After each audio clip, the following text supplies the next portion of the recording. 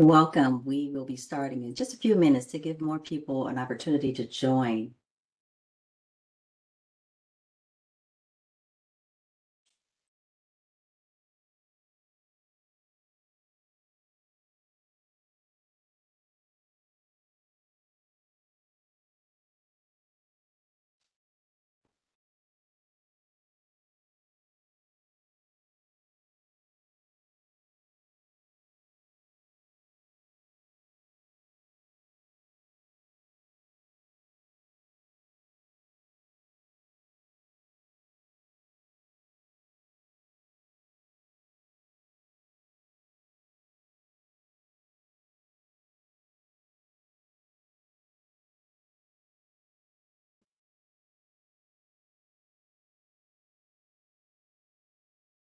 Good morning, everyone. Welcome to DCO Illinois Works 2025 Apprenticeship Initiative Compliance Overview webinar.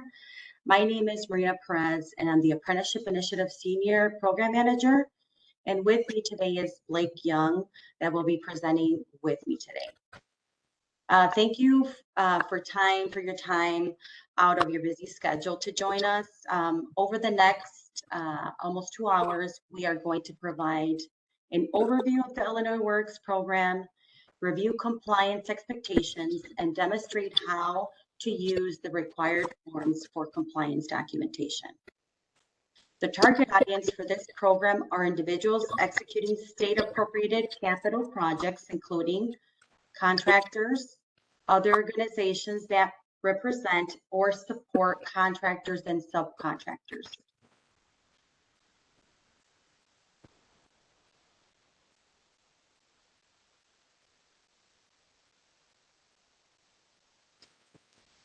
continue. So the Illinois Works Apprenticeship Initiative team has a passionate professionals committed to supporting our apprenticeship initiative success. So the current team consists of Dr. Norman Ruano, Deputy Director of Illinois Works. As I stated before, my name is Maria Perez. I'm the Senior Apprenticeship Initiative Program Manager. And with me is Mr. Blake Young. He is the Apprenticeship Initiative Program Manager. And Ms. Brenna Tierney is the Apprenticeship Initiative Program Manager.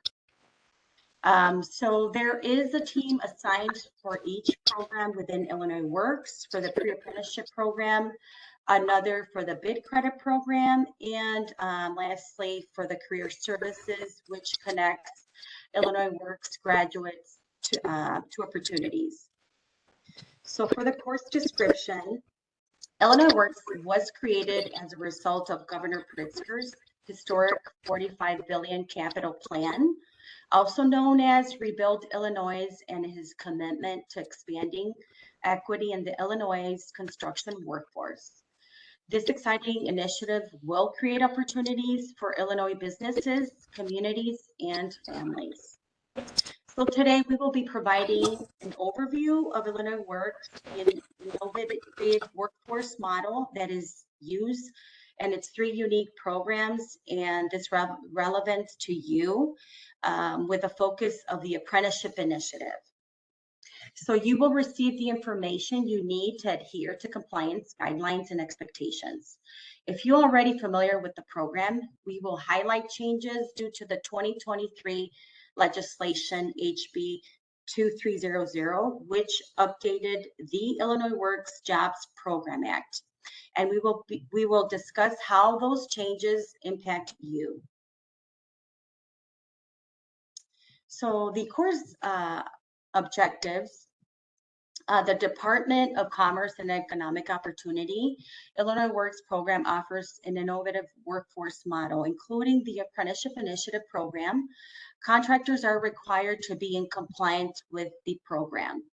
By the end of this session, you will be able to describe the Illinois Works innovative model and its relationship to DCEO and the law.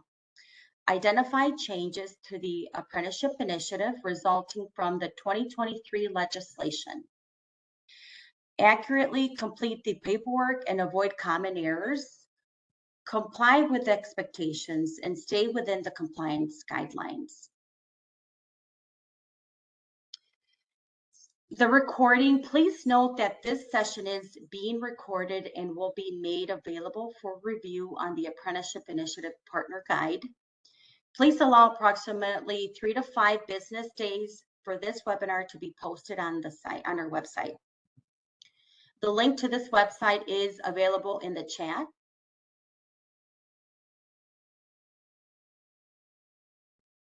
The WebEx tutorial, in order for you to be fully engaged, let us review some basic WebEx system functions.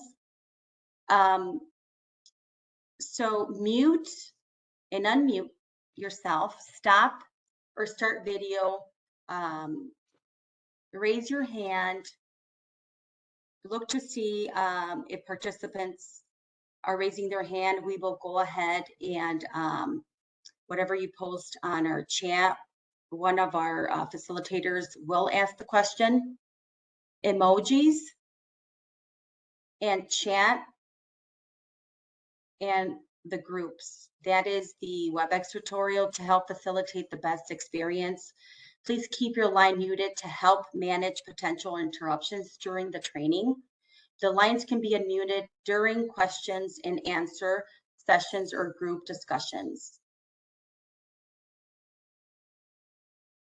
So comments, feedback, or questions. If you have comments or questions after this training, you can email us at CEO Apprenticeship Initiative. So that email will be in our chat.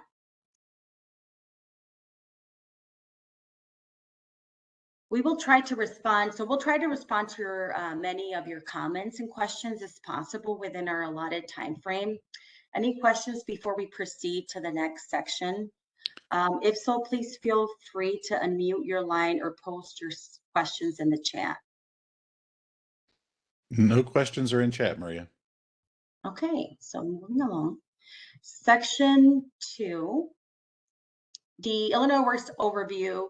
So by the end of this section, you will be able to describe the role of Governor Pritzker historic $45 billion capital plan and the creation of Illinois Works, articulate the mission of DCEO, describe the innovative Illinois Works workforce development model, summarize the role of each of the Illinois Works 3 key programs, including the Apprenticeship Initiative, the Pre-Apprenticeship Program, and the Bid Credit Program. Describe how leverage the Illinois Works Career Services. The Governor's Economic Plan, Illinois Works was created as a result of Governor Pritzker's historic $45 billion capital plan to rebuild Illinois and his commitment to expanding equity in the Illinois construction workforce. This is a top priority of the governor's 5-year economic plan. With this new capital funding set to pave the way for tens of thousands of jobs over the next decade, the Illinois Works Job Programs Act was intentionally designed to increase equity and opportunity in capital construction jobs. The intention is to revigorate the workforce in Illinois for the future. And we will be sharing that link in the chat. The Illinois Works Jobs Program Act is a statewide initiative to ensure that all Illinois residents have access to state capital projects and careers, including the construction industry and the building trades. The goal is to provide contracting and employment opportunities to historically underrepresented populations in the construction industry. This effort specifically targets women, people of color, and veterans.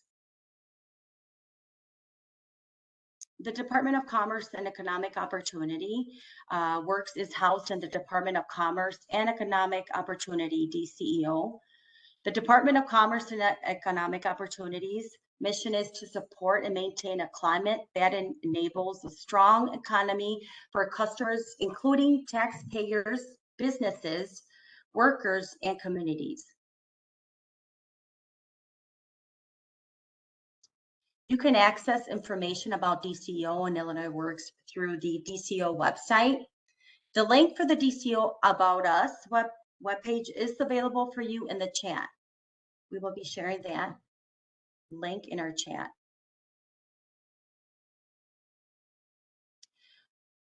Once you are in the Illinois Works Job Programs Act page, you will find information on the 3 key Illinois Works programs, the career services that link them, and contractor resources as well.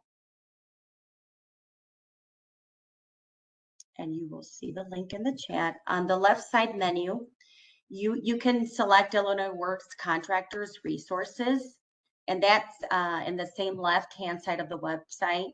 There are also links for the 3 Illinois Works programs and an option called Contact Us, which will provide you with the Illinois Works email address.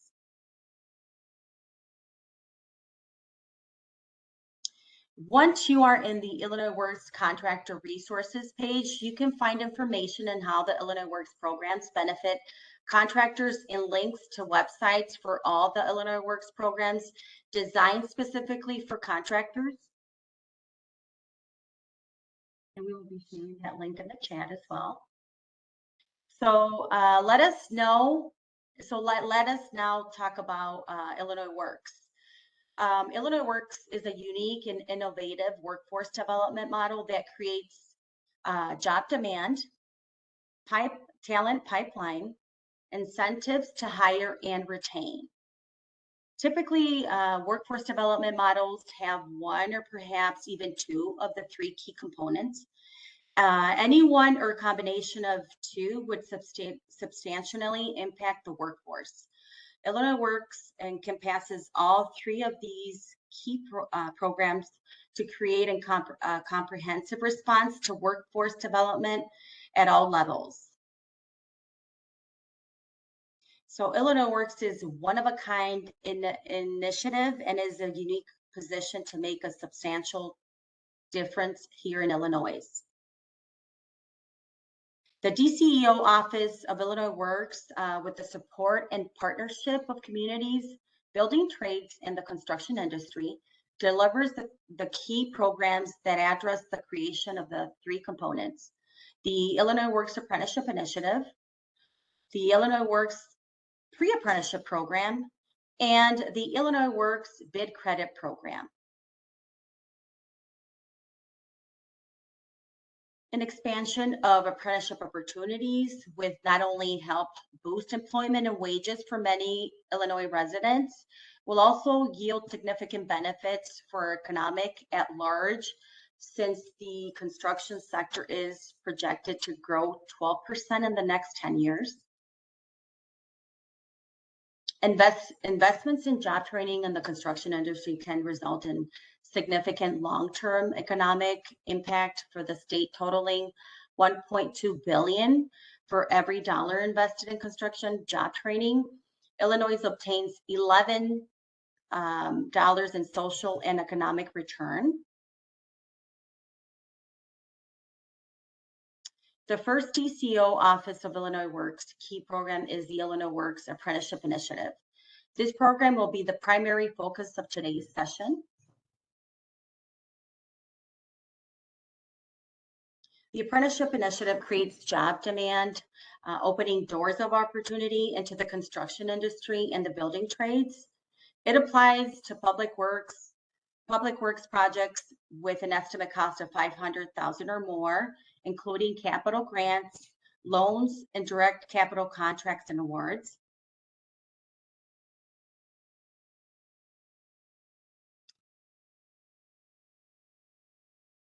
In applicable projects, the goal is that U.S. Department of Labor certified apprentices, not limited to pre-apprenticeship program graduates, to perform the 10% of total hours actually worked in each prevailing wage category, or 10% of the estimated labor hours in each prevailing wage category, whichever is less. 10% of total labor hours actually worked in each prevailing wage category. Estimated labor hours in whichever category is less, or the 5% of the actual estimated labor hours for each wage classification of qualifying capital construction projects are to be performed by graduates of Illinois Works, Climate Works, or highway construction career training programs. This is a new requirement resulting from an Illinois Works Jobs Program Act update signed into law in 2023. By having an established goal, contractors generally find themselves with a need to hire more apprentices, resulting in higher demand for apprentices and for graduates. The Apprenticeship Initiative launched in June of 2020 is presently overseeing the compliance over 800 projects worth over $8.5 billion as part of the Illinois Works commitment to a continuous quality improvement. In August of 2021, we launched a new system that allows us to transition from a manual quarterly reporting system to a real-time reporting system that utilizes SmartSheet technology and continue to update to align to our new changes. We are currently working with developers to transition to a state-of-the-art technology platform that will enhance and streamline our compliance process. We expect for the new platform to be rolled out by the end of 2026. The next DCO Office of Illinois Works key program will be reviewed is the Illinois Works Pre-Apprenticeship Program.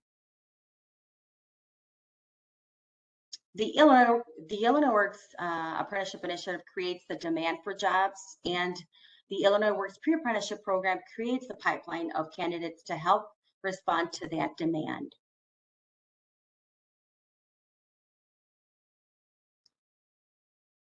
As a result, the program provides pre-apprenticeship skills training through a network of community-based organization, community college, faith-based organizations, and business associations, among others. Preference to underrepresented populations that have historically encountered barriers to entry or advancement in the public works trades, including minorities, women, and veterans.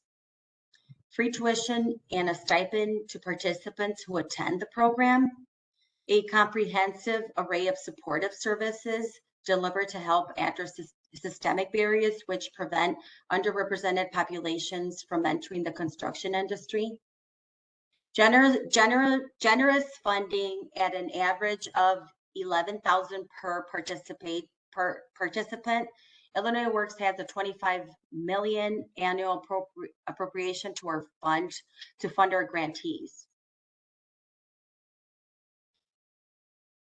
For the 2025, 36 grantees received across the state of Illinois, $18.3 million in funding investment. The average award was $510,629 with 23 cents. Our present network of providing has capacity to serve approximately 1,800 Illinois residents in all but one economic development regions of the state of Illinois.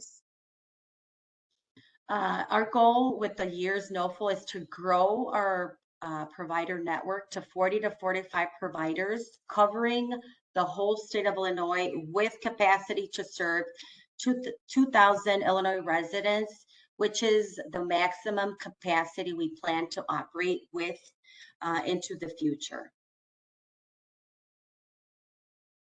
The final DCO Office of Illinois Works key program is the Illinois Works Bid Credit Program.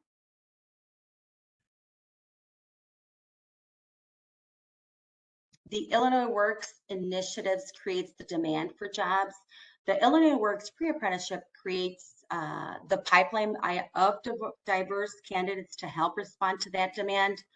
To complete the puzzle, we have created incentives to help ensure that the Illinois Works pre-apprenticeship program graduates are hired and retained by contractors.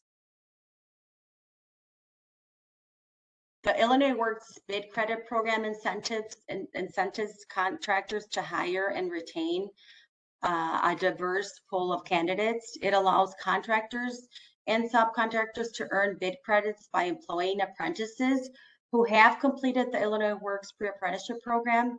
Bid credits can be used towards future bids for public works projects contracted by the state of Illinois or an agency of the state.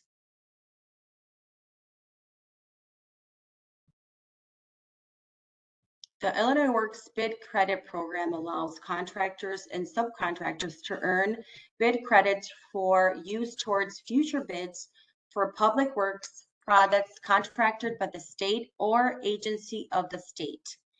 Bid credits can only be earned for employing apprentices who have completed the Illinois Works pre-apprenticeship program, but they can be earned for any project the graduate works on, public or private, union or non-union.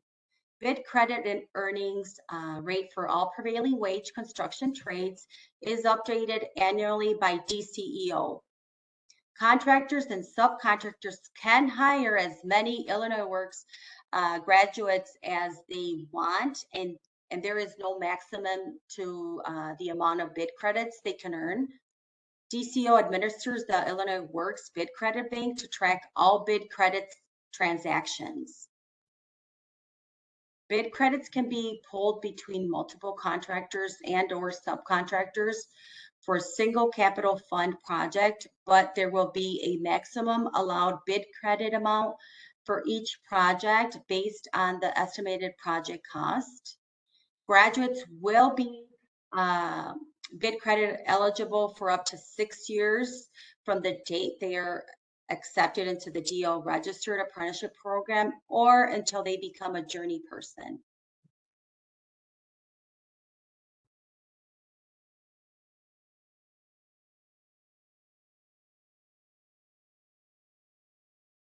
Bid credit tracking system.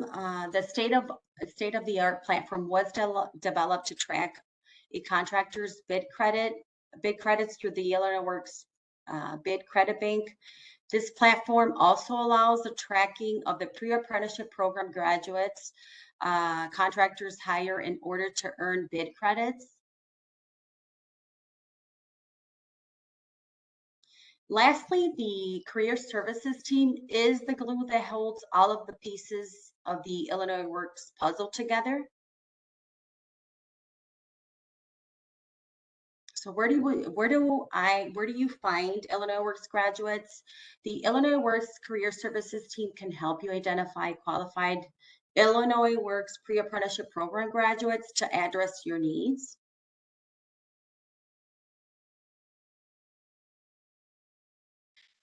So connecting with these graduates through the job matching as a contractor, you need to do what you need to do is submit a job order through the Illinois Works employer form and specify your employment needs.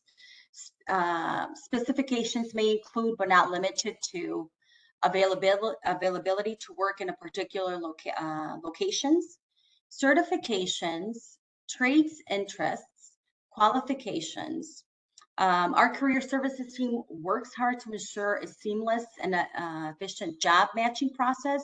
When you submit your job order through the Illinois Works employer form, the career team notifies the Illinois Works graduates that match your requirement, who then in turn apply for your jobs.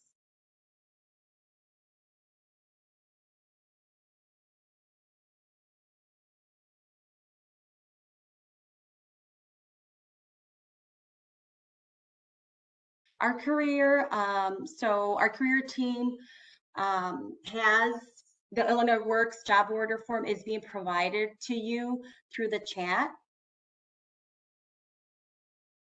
In addition to accepting job orders to do job matching, career services also provide customized list of graduates to contractors and other stakeholders upon request. In this case, the contractor will be responsible for vetting the applicants themselves. A link to the graduate list request form is being provided to you in the chat.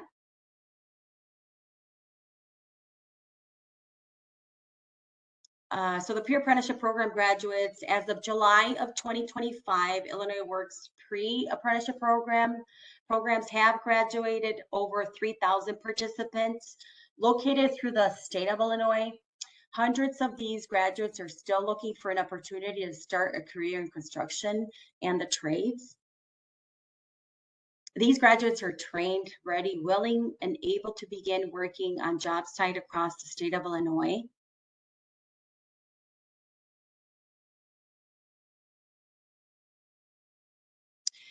Do you have any questions? So this is the person that your contact person for the career services. If you're interested in connecting with the career services team, contact Mr. Victor Castillo, and the email is provided in the chat. Does anyone have any questions? Maria, we did have one question come in. It was about the Okay. bid credit program. Okay. Does the bid credit apply to HCCTP graduates? For the highway construction career program, I would have to get back to you on that person, if they're applicable. But again, for those graduates, we'll get back to you. I believe they are applicable, but if they can please leave their name, and we'll go ahead and ask the bid credit program manager.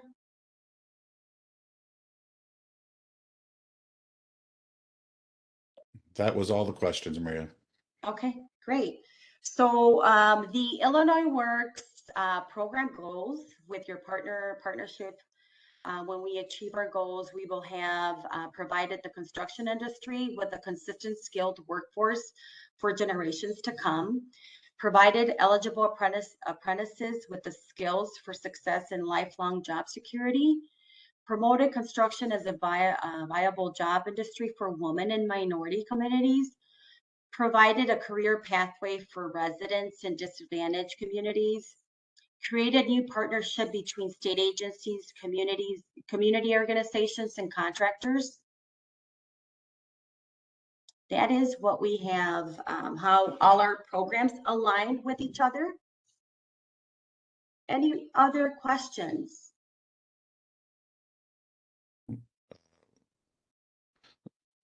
There's a question being typed into the chat at this point. It's a question regarding a reporting form from Brian. And let's see, Brian is asking, is the current reporting form that is posted on the website? Can he clarify what type of reporting he's referring to?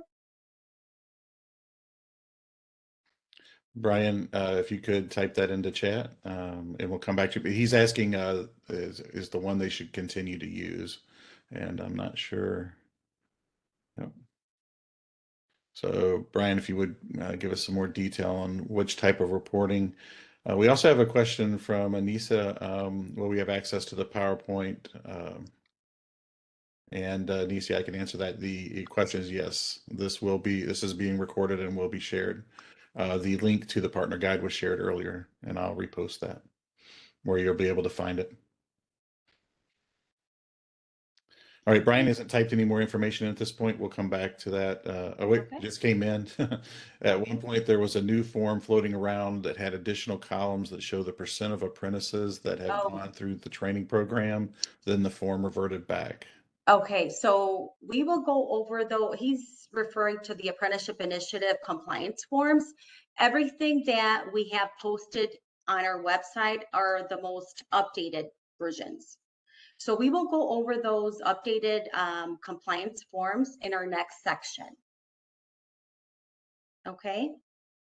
So I am going to turn this over to Blake to go over section 3.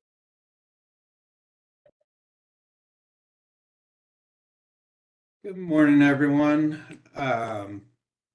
So I'll be going over section 3 for the Apprenticeship Initiative program. By the end of this section, learners will be able to know how to identify if your project is eligible to comply with the apprenticeship goals, name the required compliance documents and when they are due, summarize key 2023 legislative changes, name consequences if the legislated goal is not met, avoid the most common paperwork mistakes, and finally identify how state funding agencies and the Apprenticeship Initiative help contractors meet the compliance goals. So how to determine if your project is eligible to comply. If a public works project has an estimated cost of $500,000 or more, eligibility is determined by calculations based on the percentage of the state funding contribution to the overall project cost. The Apprenticeship Initiative utilizes a set of criteria to determine the project eligibility. Illinois Works informs state agencies if a project must comply. State agencies, in turn, will then inform the contractor, grantee, or loan recipients if they need to comply and guide them through the process. So the Apprenticeship Initiative responsibility. The Apprenticeship Initiative is responsible for ensuring that contractors, grantees, and loan recipients comply with the compliance goals that we shared earlier. It sets an apprenticeship goal for public works projects estimated to cost $500,000 or more, including both capital grants and direct capital contracts and loans. It ensures that contractors and subcontractors comply with the apprenticeship goals. 10% of the labor hours actually worked in each prevailing wage category, or 10% of the estimated labor hours in each prevailing wage category, whichever is less. And then 5% or of the actual or estimated labor hours for each wage classification of qualifying capital construction projects are to be performed by graduates of the Illinois Works pre-apprenticeship program, Climate Works, or highway construction careers training programs.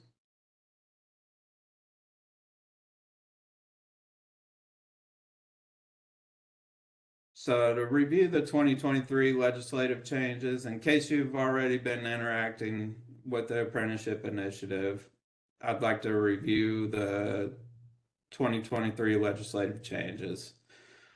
Let me start by why the changes were passed. The Illinois Works Jobs Program Act was updated in order to increase job opportunities for the Illinois Works graduates. Strengthen the program's pipeline, include compliance accountability measures, and more seamlessly integrate the pre-apprenticeship program into existing apprenticeship goals. In addition to the 5% rule, there are 3 other key changes that you should know about.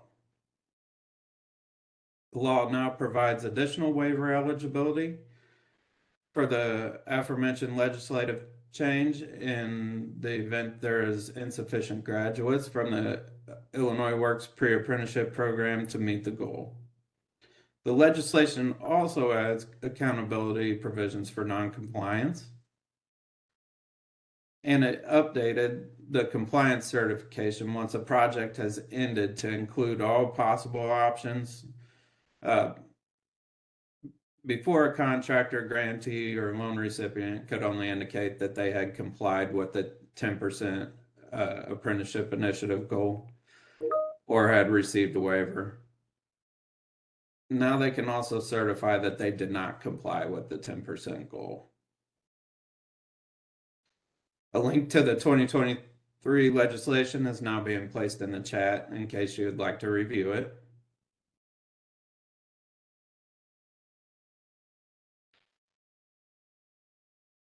Okay, so we have a blanket waiver eligibility for the 5% goal. Because the final guidance for the legislative updates was recently released to state agencies for them to apply to capital projects, a blanket waiver opportunity was recently issued. So let's talk about the blanket waiver, what the blanket waiver actually covers.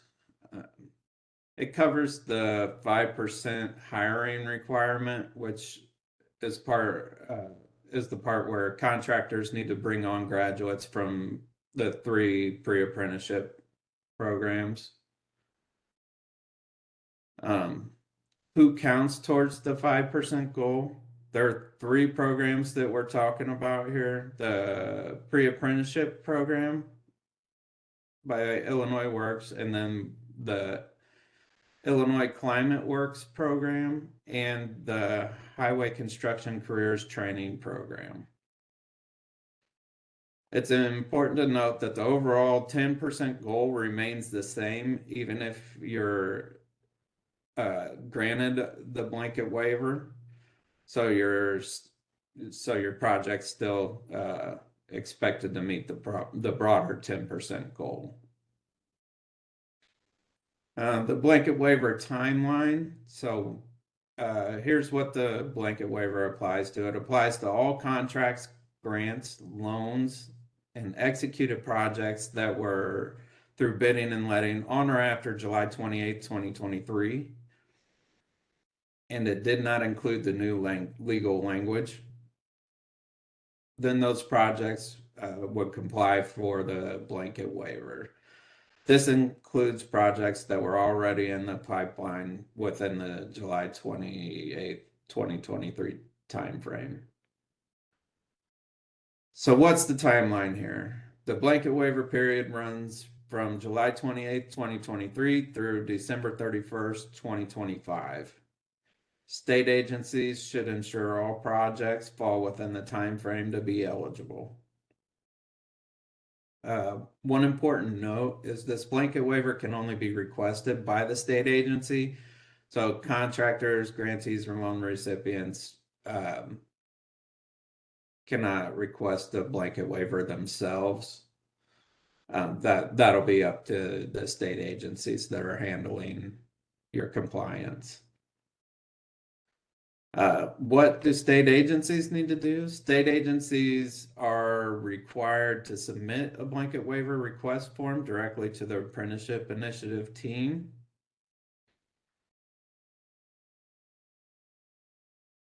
So in order to be eligible for the blanket waiver, we require an approved budget supplement.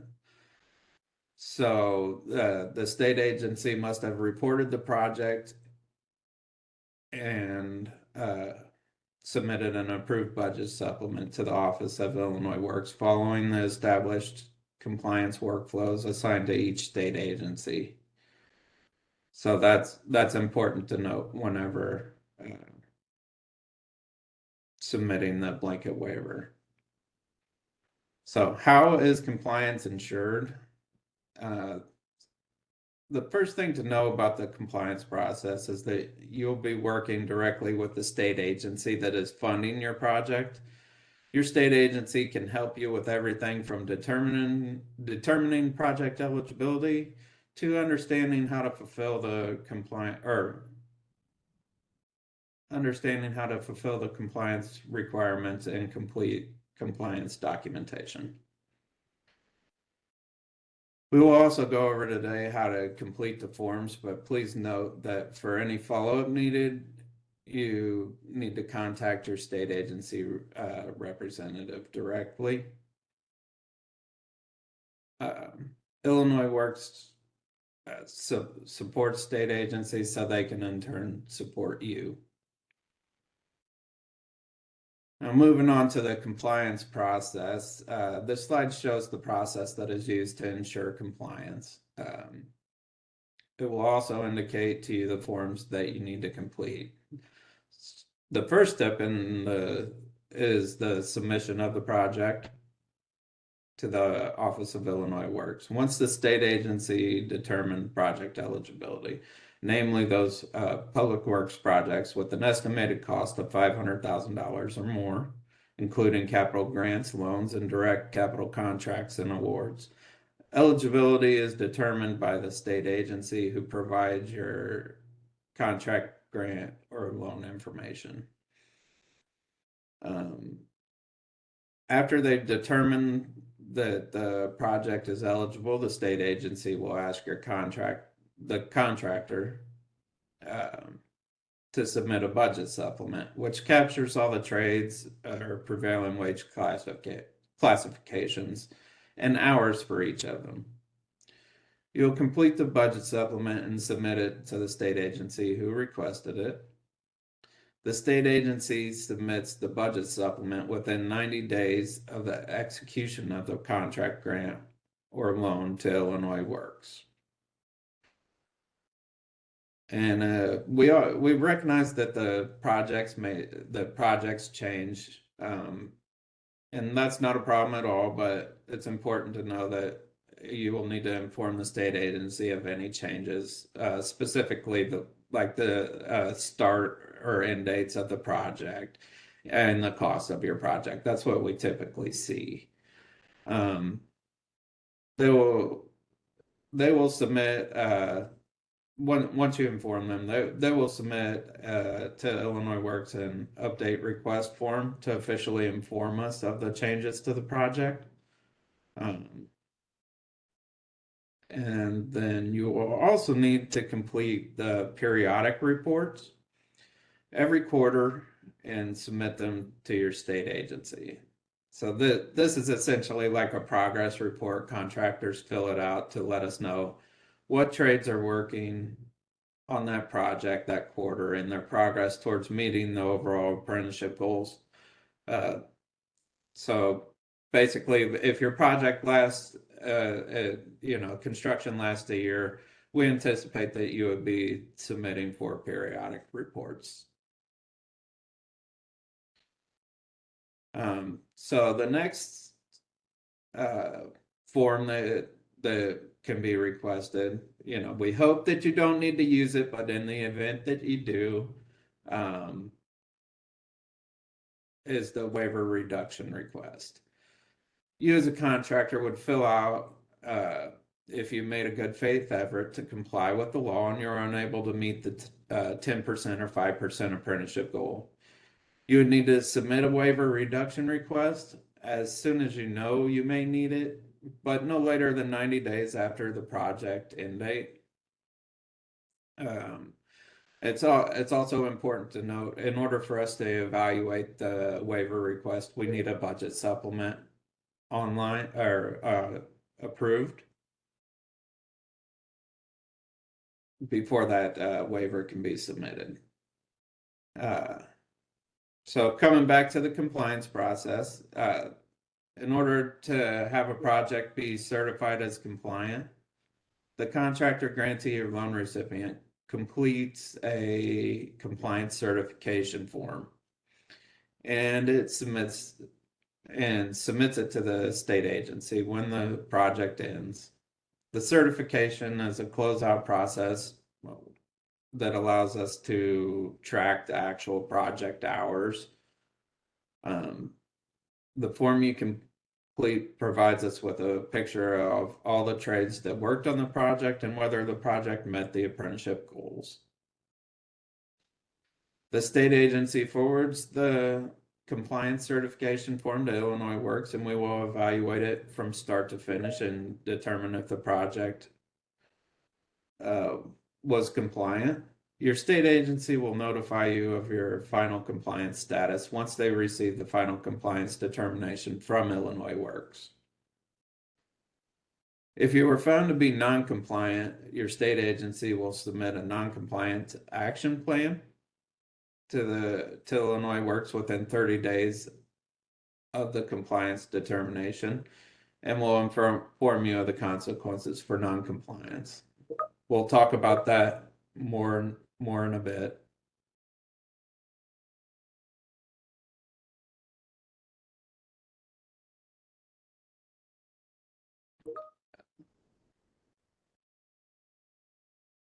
So the 2023 legislative changes to the compliance process.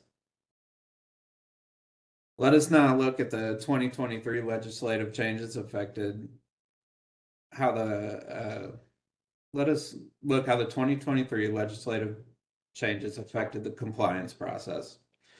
So the budget supplement, the periodic report, compliance certification form, and the waiver reduction request were updated, and the non-compliance action plan was added.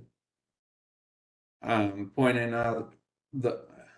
those out in case you were familiar with the program prior to this year, so that there were changes to the form. However, if you're working on a contract grant or loan executed prior to July 28, 2023, you would continue using the original forms for that project. I'm gonna now walk you through the forms so you know how to complete them. But first I will show you where to find them. So, where to find the updated and original compliance documents.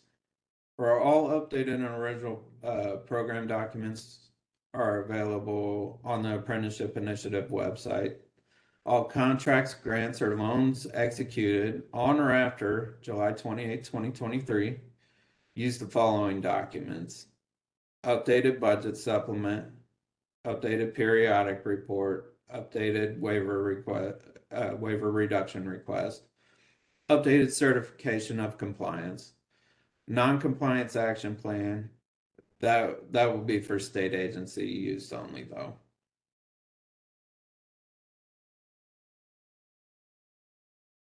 So all contracts, grants, or loans executed prior to July 28, 2023 would use the following documents. The Illinois Works Apprenticeship Initiative Budget Supplement, Illinois Works Apprenticeship Initiative Periodic Reporting Form, request for a waiver or reduction of the Public Works Project Apprenticeship Goal, and the certification form.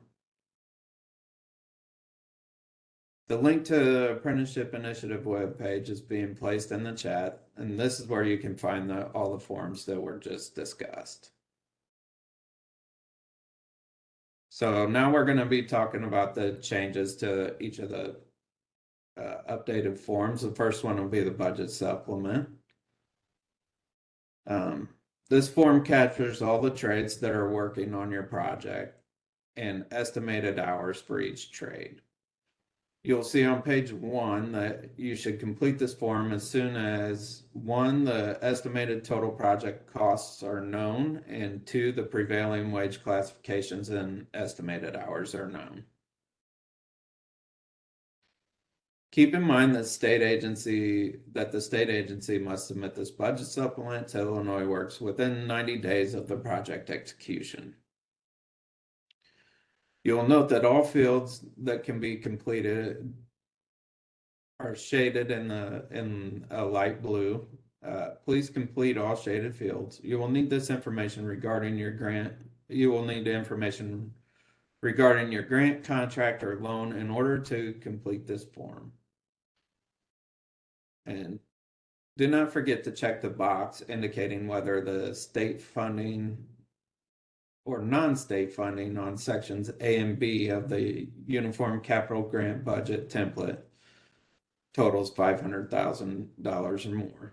You need to complete this form regardless of your answer, but please note that if your answer is no, you only need to complete parts 1 and 4. Your state agency must receive and keep this form regardless of your answer. On page 2, part 2 enables you and your state agency to recognize if the 10% apprenticeship goal applies to your project.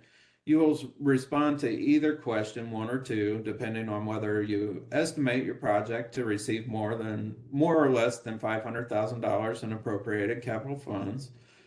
The form then instructs you whether and how the 10% apprenticeship goal applies to your project. All projects estimated to receive $500,000 or more in appropriated capital funds are subject to the apprenticeship goal. If the state contribution of appropriated capital funds to the overall project is 50% or more of the estimated total project cost, then the 10% apprenticeship goal applies to all prevailing wage classifications, eligible work performed on the entire project. If the state contribution is less than 50% of the estimated total project cost, then the apprenticeship goal applies only to prevailing wage eligible work being funded by the state appropriated capital funds. Looking at part 2, if your project is estimated to receive less than $500,000 in appropriated capital funds, the 10% apprenticeship goal applies only to those funds where the percentage of state contribution of appropriated capital funds is at least half of the estimated total project cost. Looking at part 3, this section directs you on which parts of the rest of the document you will complete. Refer to your answer in part 2 and check the appropriate box below. You're basically transferring the information from above. The form then directs you as to whether or not you need to complete parts 3, B, and C, or whether you should skip and go straight to part 4. In part 3B, you'll indicate whether you are able to fully comply with the 10% apprenticeship goal. We'll seek a waiver or reduction of the goal. Please note that a request for a waiver or reduction is just that. It's a request.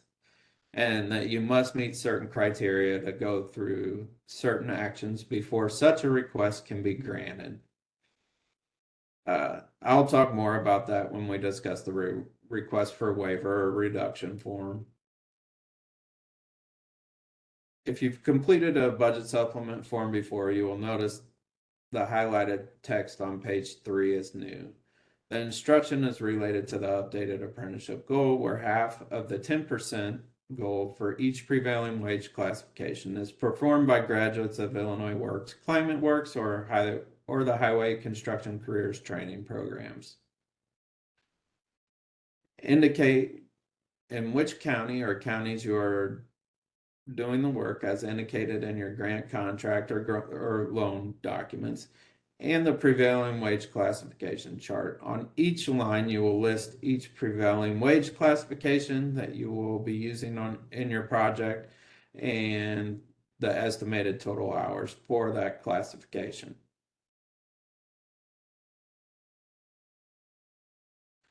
The same chart continues on page 4. So the updated budget supplement, page 5.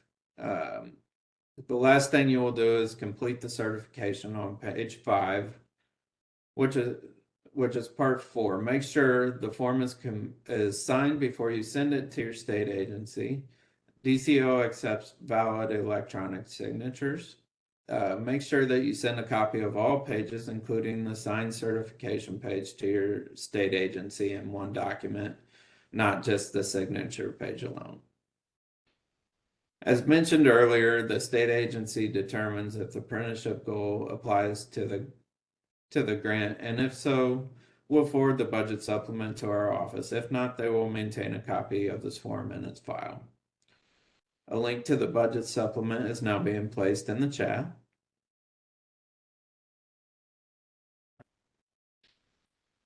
So now we'll go to the updated periodic report.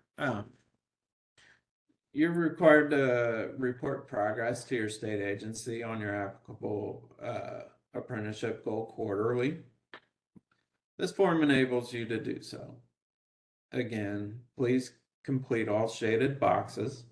Toward the bottom, you will select the applicable apprenticeship goal, 10% of the total project cost, 10% of the total state contribution, or indicate if you have an approved waiver or reduction.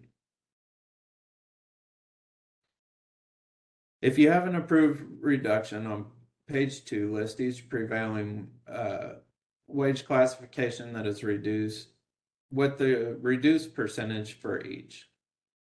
If you've received a waiver for a given classification, you do not need to report that on that classification in this form. Okay, so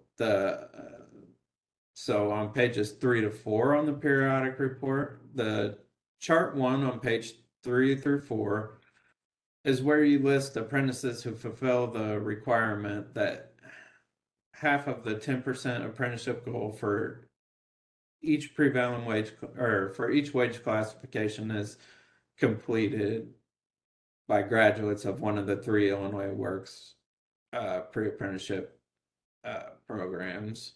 The Illinois Works pre-apprenticeship program, Climate Works pre-apprenticeship program, or the Highway Construction Careers program.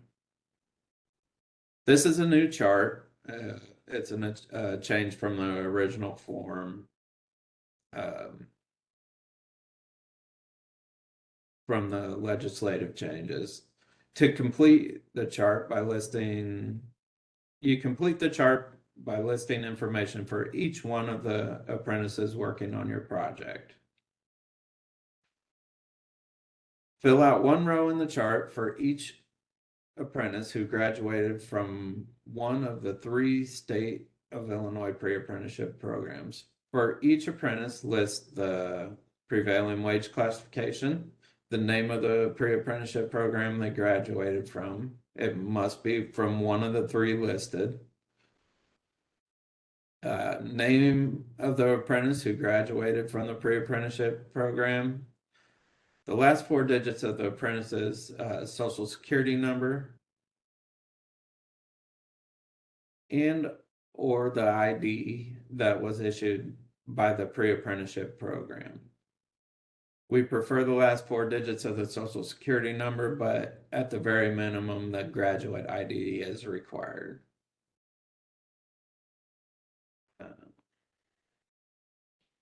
It is helpful to know that their ID number for reporting, it's helpful to know the graduate ID number for reporting purposes, so you can collect that information when you first hire them.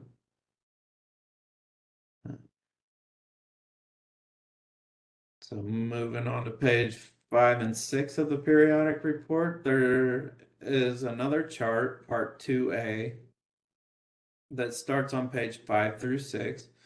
This is also a new chart. It pertains to the new requirement that half of the apprentices must be graduates of one of the 3 listed pre-apprenticeship programs. Fill out a row in the chart for each prevailing wage classification. If you received a waiver for a particular wage classification, you do not need to include it in the chart. If you received a reduction for a wage classification, it does need to be reported on here. Include the following information: the prevailing wage classification, the total work hours performed for that classification in the reporting period, the total apprenticeship work hours performed for that classification in the reporting period, the percentages of apprenticeship hours, and the total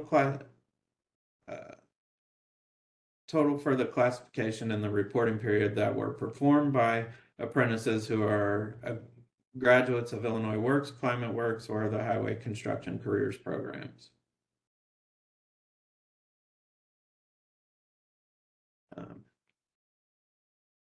Now, chart 2B on page 7 and 8 is a continuation of the same chart, but asks for additional information. You can see that the row letter starts with G, whereas rows A through F are asking for information on just the reporting period. Rows G through L ask for the information about the total cumulative work hours since the start of the project. So, and for page 9 is where you electronically sign the certification. Make sure the form is signed before you send it to your state agency. DCO accepts valid electronic signatures. Make sure that you send a copy of all pages, including the signed certification page, to your state agency in one document. A link to the updated periodic form is being placed in the chat.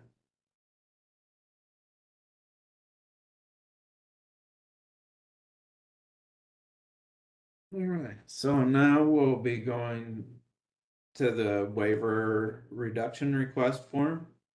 As we stated before, we have incorporated a waiver reduction request process for those contractors who, after making a good faith effort to hire but who cannot find apprentices, and or apprentices who graduated from one of the 3 workforce programs we have been referencing.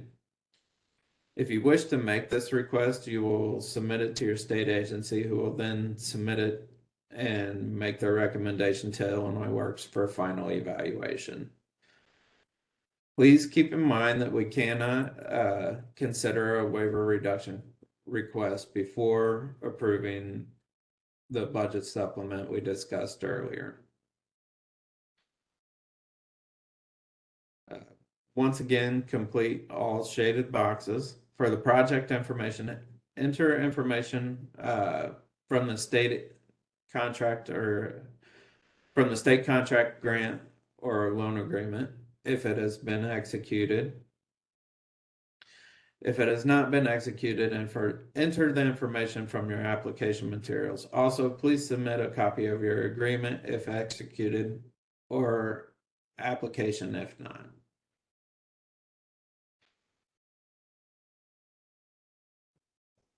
For page 2, the project information continues. On the lower half of page 2 is where you provide a high-level information about the waiver or reduction being requested. In the first box, refer to the budget supplement form, part 3A, in order to identify which apprenticeship goal applies to you. Then check if you're requesting a waiver or reduction or both. For example, if you cannot fulfill a requirement for pipe fitters at all, then you would check the waiver box. And if in addition you can only partially fulfill the requirements for electricians, then you would also check the reduction box.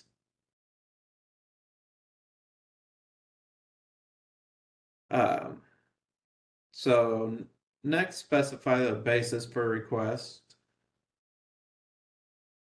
Note that there are 5 reasons that you can request a waiver or reduction.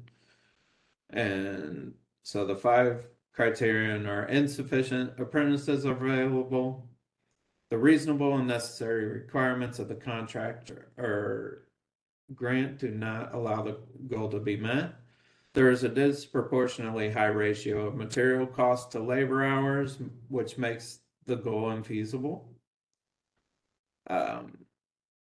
The apprentice labor hour goals conflict with existing requirements, including federal requirements. And there are insufficient graduates of the Illinois Works pre-apprenticeship program to meet the compliance requirements.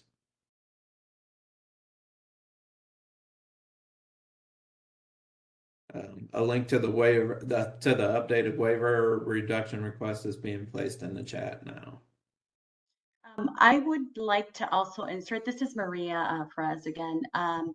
Just want to highlight that when you submit a waiver reduction request, you send that as soon as you know you may need it and no later than 30 days after the project end date.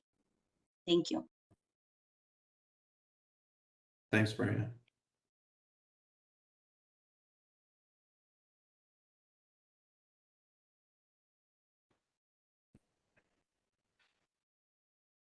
So now on top of page 3, you will enter your explanation for the basis of this request. Note that you will need to submit documentation supporting those claims. I want to present a way of thinking about this, which is to think of yourself as a lawyer who is trying to present a case in court. You want to convince a jury that someone is guilty beyond the shadow of doubt.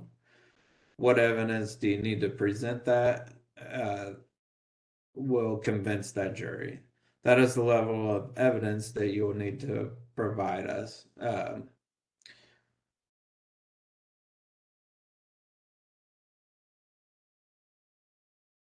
I'm going to do a quick poll so you can think about what kind of evidence you would need to include. In the next box, you will list the statutes or rules that support your request, if applicable. In the last box on page 3, you will list any other projects you requested waivers or reductions and the dates they were received.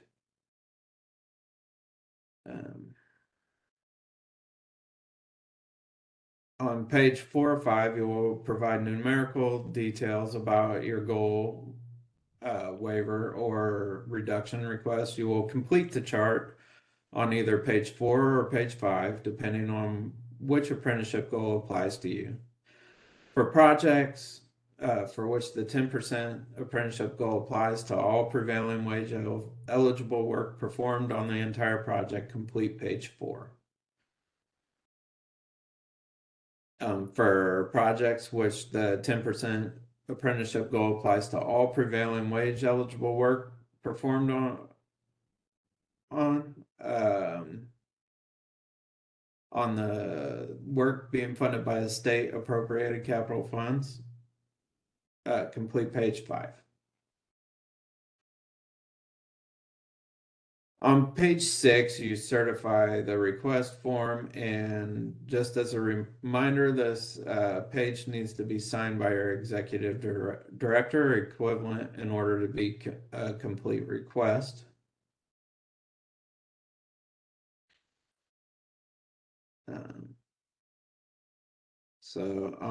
From pages 7 to 10 will be completed by DCO Illinois Works. Your request may be approved or denied in full, or it may be approved, denied in part, may be approved or denied in part, in which case those details will be provided to you. Illinois Works will send the waiver determination letter to the state agency, and they will send the final waiver determination to the contractor, grantee, or loan recipient.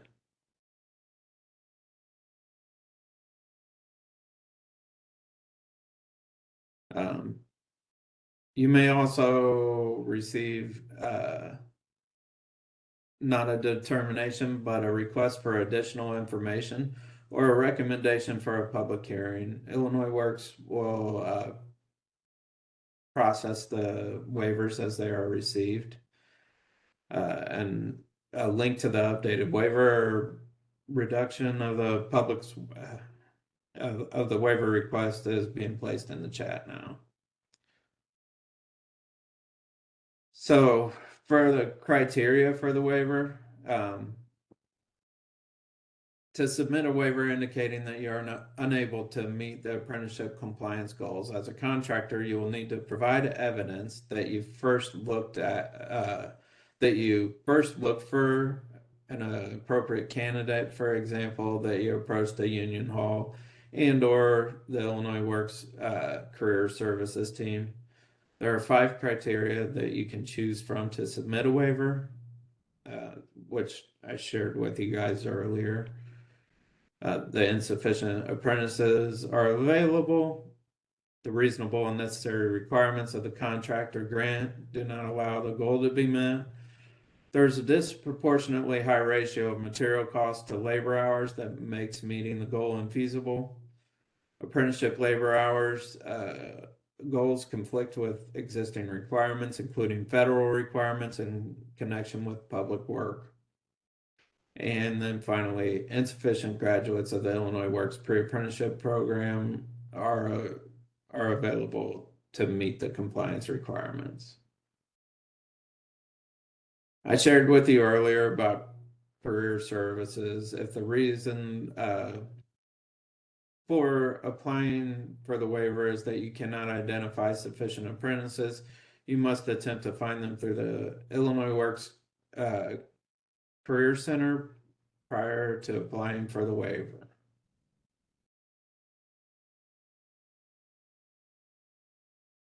When you're ready to submit your waiver request, please ensure that you're submitting a valid justification. Now we're going to look at what is considered valid justification and things to look out for. So, criteria 1 for insufficient apprentices. Acceptable evidence for this include letters from the union hall or an approved USDOL certified apprenticeship program. The letter should indicate what trades they are seeking to waive. And it should also include the date the letter was written, that the contractor requested an apprentice for the project and no apprentices were available, the project number, and the name of the party issuing the letter and signature. For criteria 2, reasonable requirements of the contractor grant do not allow the goal to be met. Acceptable evidence includes a copy of the contract or grant agreement. This document should indicate condition, requirement, or limitation that hinders the project from complying with Illinois Works. A copy of the contract or grant agreement must be provided highlighting the condition, requirement, or limitation claimed.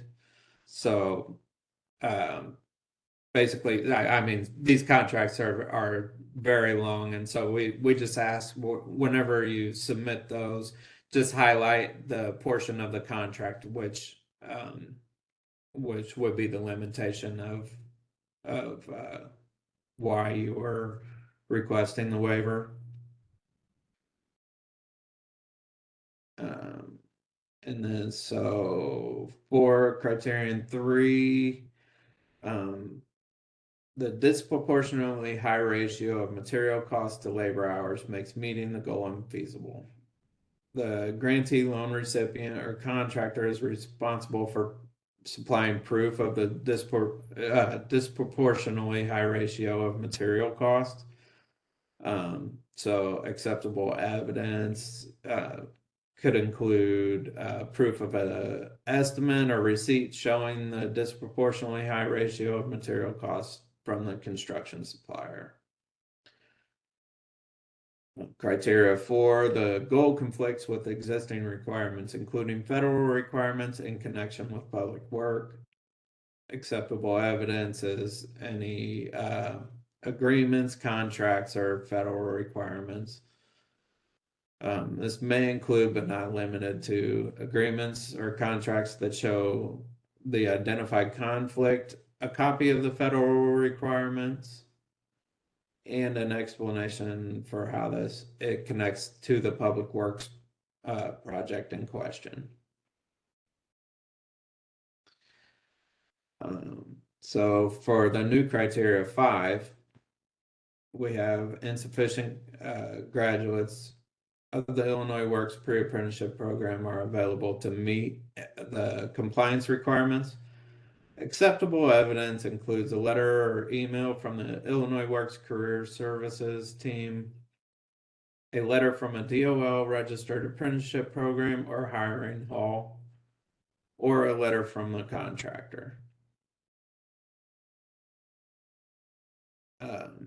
After requesting from the Career Services job order for graduates of the pre-apprenticeship program, Career Services will issue an email or a letter to let the contractor know that the Illinois Works graduates are not available. A letter from the contractor explaining that despite the availability of graduates, they are unable to enroll them in a USDOL registered apprenticeship program due to the contractual limitations, and include the contract that shows that the limitation.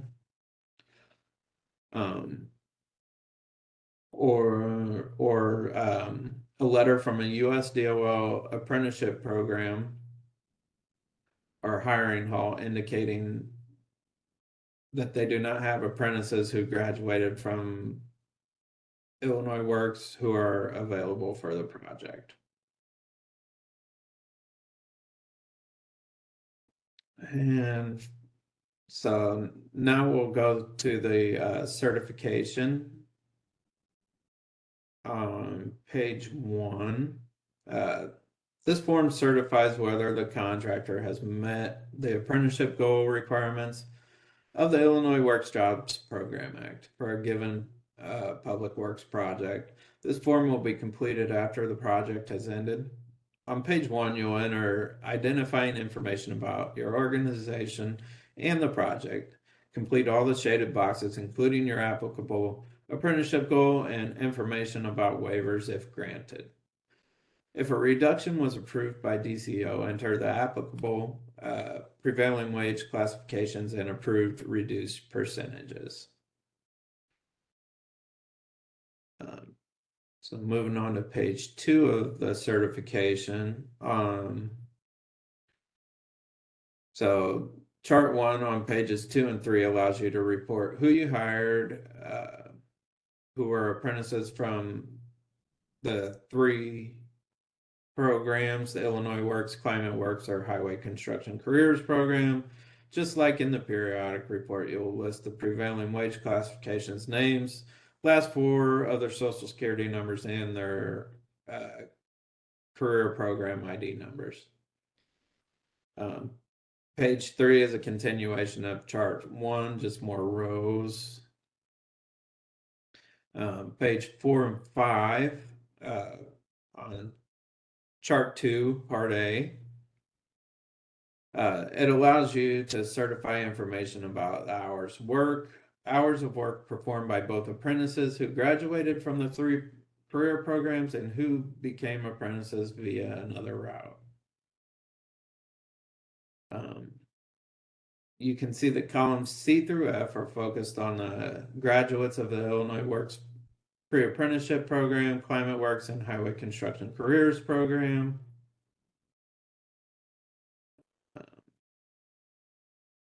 Moving on to chart 2, part B, pages 6 through 7, you can see that columns G and H also refer to graduates of the 3 programs. Columns I and J ask you about the hours performed by all apprentices, and column K, did the contractor meet the 10% apprenticeship requirement? If you answer either yes, you answer either yes if they hit the goal, or no if they did not. On page 8, you'll check the box that describes which of the following applies to you. You met the apprenticeship goal. You did not meet the apprenticeship goal. You met the apprenticeship goal for some wage classifications and received a waiver or reduction for others. Page 8 must be signed by an executive director or equivalent. A link to the updated certification is being placed in the chat.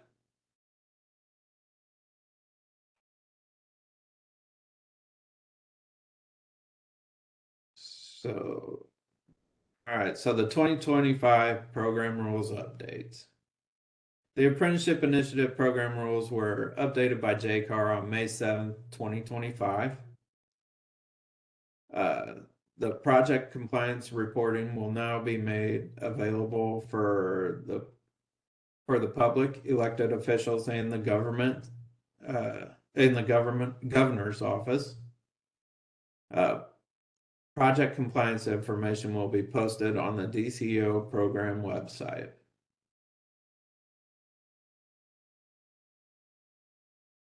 So for public compliance reporting, quarterly reporting is coming soon. It was mandated in May 7th, 2025, that all project compliance data will be required to be publicly reported on a quarterly basis. So the first report will be posted to our website in September of 2025, which is this month. State agencies are aware of this new reporting requirement. Contractors, grantees, and loan recipients must ensure they send all required documentation to their agency in a timely manner.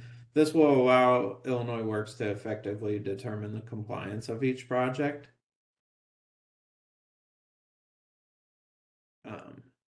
The project compliance reports will include the project county or counties, the number of individuals that have graduated from an Illinois Works pre-apprenticeship program located within the county, the 5 Illinois Works pre-apprenticeship program locations closest to the center of the county, and the distance from each one of the county, from each one to the county.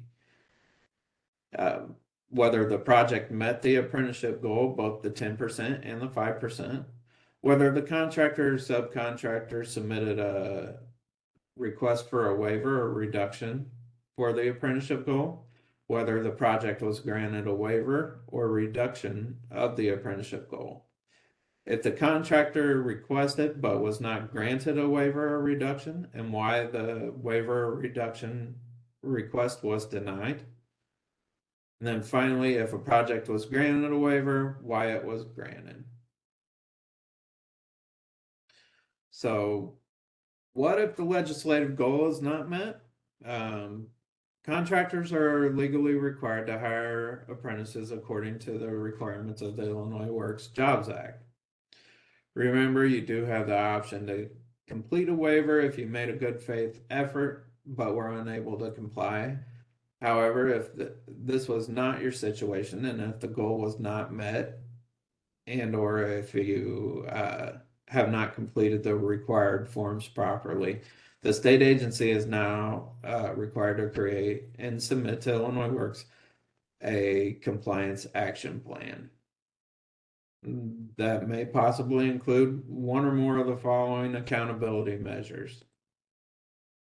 That includes termination of the current contract, suspension from participation in the public contracts or agreements for up to 3 years, and then also a financial penalty of up to 25% of the contract or grant agreement amount. And it could be a combination of any of these three. This is up to the state agency to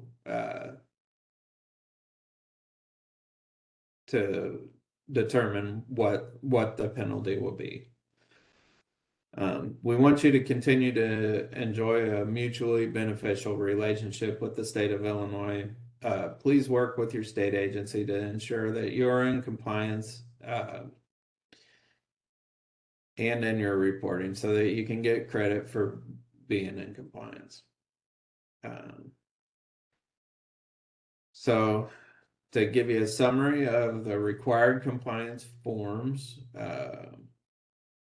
in summary, you now know the compliance process and the necessary forms. The forms you need to complete are the updated budget supplement, the updated waiver request form if applicable, the updated periodic report, the updated waiver reduction request, only if it's needed, and the updated certification of compliance form. This is assuming you're working on a project that started after the 2023 legislative updates. If you're working on the project that started before that, you will continue to use the same forms that you were using before. Make sure that you know how to fill them out properly and when they are due. The state agency funding your project will provide guidance, and the non-compliance action plan is something that your state agency completes once they receive a non-compliance determination from Illinois Works and informs you of the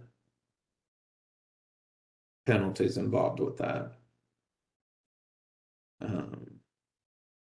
So how to avoid the most common compliance forms errors. The state agency will help you complete the forms correctly. However, I'd like to help you avoid some of the most common compliance form errors that we see here. Namely, people often neglect to sign and date the forms. This can result in delays and unnecessary back and forth. So don't forget to sign your forms.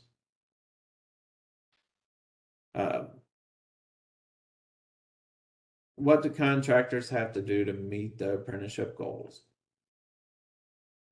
Some of the best practices for meeting the apprenticeship goals include working closely with your state agency, executing and funding your project, using them as trainers and guides, know the required forms and when they are due, and review your forms for completeness before submitting them in a timely manner.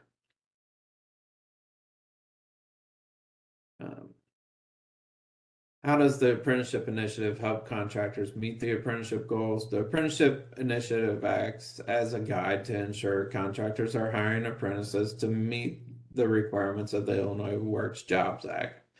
This results in avoiding possible fines and accountability measures given by the state agency executing or funding your projects. The Apprenticeship Initiative also coordinates with the Illinois Works Career Services team to provide lists of graduates for contractors to hire and sponsor into DOL registered apprenticeship programs. So what type of training is provided? In addition, Illinois Works provides training to ensure that state agencies and you have the information you need. Illinois Works trains state agencies and meets regularly with them to provide guidance on projects and ensure the 10% and 5% goals are met. In turn, state agencies train contractors on the procedures and technical steps and work closely with the contractors during the lifespan of the capital project. The Apprenticeship Initiative will conduct monthly information webinars on procedural and technical steps for contractors. So, in summary, as contractors, you're legally required to comply with the Apprenticeship Initiative and now hire apprentices who are graduates of certain Illinois pre-apprenticeship programs. According to these requirements of the Illinois Works Jobs Program Act. Your funding state agency will help you comply in providing one-on-one technical assistance sessions upon your request. The Office of Illinois Works will help you also by providing information sessions and career matching services with qualified graduates of the pre-apprenticeship programs through the Illinois Works Career Services team. Again, how to contact us. If you have any comments, feedbacks, or questions, you can email us at CEO Apprenticeship Initiative at illinois.gov. And then also for career services, it's CEO.ilw career services at illinois.gov. So now we're to the fun part where you guys get to ask your questions. All right, Blake and team, a few questions have come in as I've been tracking throughout the presentation. I'll read through them as they came in, the order they came in. We'll address those. Thank you everyone for your questions. You can still continue to post them into chat and I'll capture those after we go through this round. So going back towards the beginning, this was from Brian, related, he said, oh, I'm sorry, this is from Regita. This is the bid credit program. There was a point that said the bid credits can be earned only for Illinois Works pre-apprenticeship grads, and then it says they can be earned for non-Illinois Works pre-apprenticeship grads as well. What are the conditions associated with the later? I'm sorry, I missed that last portion of that, Jeff. Yeah, it said there's a point where it said bid credits can be earned only for Illinois Works pre-apprenticeship grads, and then it says they can be earned by non-Illinois Works pre-apprenticeship grads as well. What are the conditions associated with the non-Illinois Works pre-apprenticeship grads? Jeff, if you don't mind, this is Norman. I'll answer that question.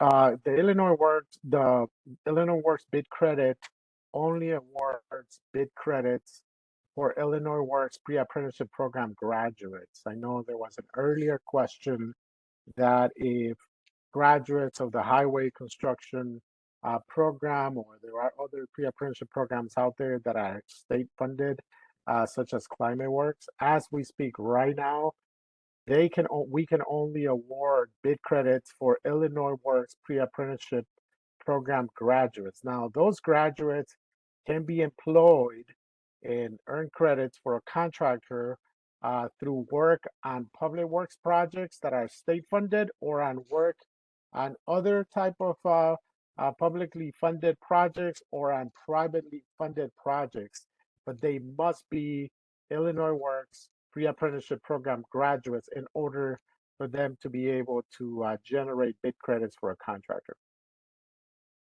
Thank you. The next question from Anissa.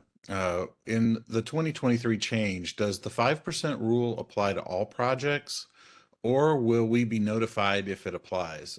Thus far, only the 10% goal has been communicated to us.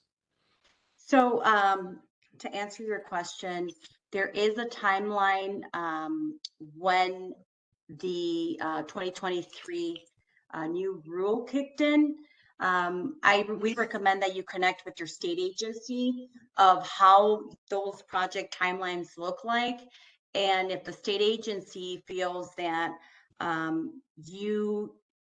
that did qualify the 2023, but the legal language wasn't on there at that time, there is a blanket waiver to cover those projects that are before and during July of 2023 through December of 2025. So we recommend you connect with your state agency to kind of clear it and make sure that you are covered under that blanket waiver. But yes, you are required now to comply with the 5%. Okay, this one comes from Mark. From 2023, the update 5% of the 10% or half of the goal. Is that right? So yes, so it is, the ultimate goal is the 10% goal, but out of that 10%, they need to hire 5% out of those various programs, whether it's the pre-apprenticeship program, Climate Works, or the Highway Construction Career Program. Let me just clarify that, and I want to make sure that is clear to all contractors. It's 10% is the universal goal of Illinois Works for all wage classifications. The update to the law that was passed in 2023 makes it that half of that 10%, meaning 5% of the hours for each wage classification have to be performed by graduates of Illinois Works, Climate Works, or the IDAT Highway Construction Program. It's not 5% of the 10%.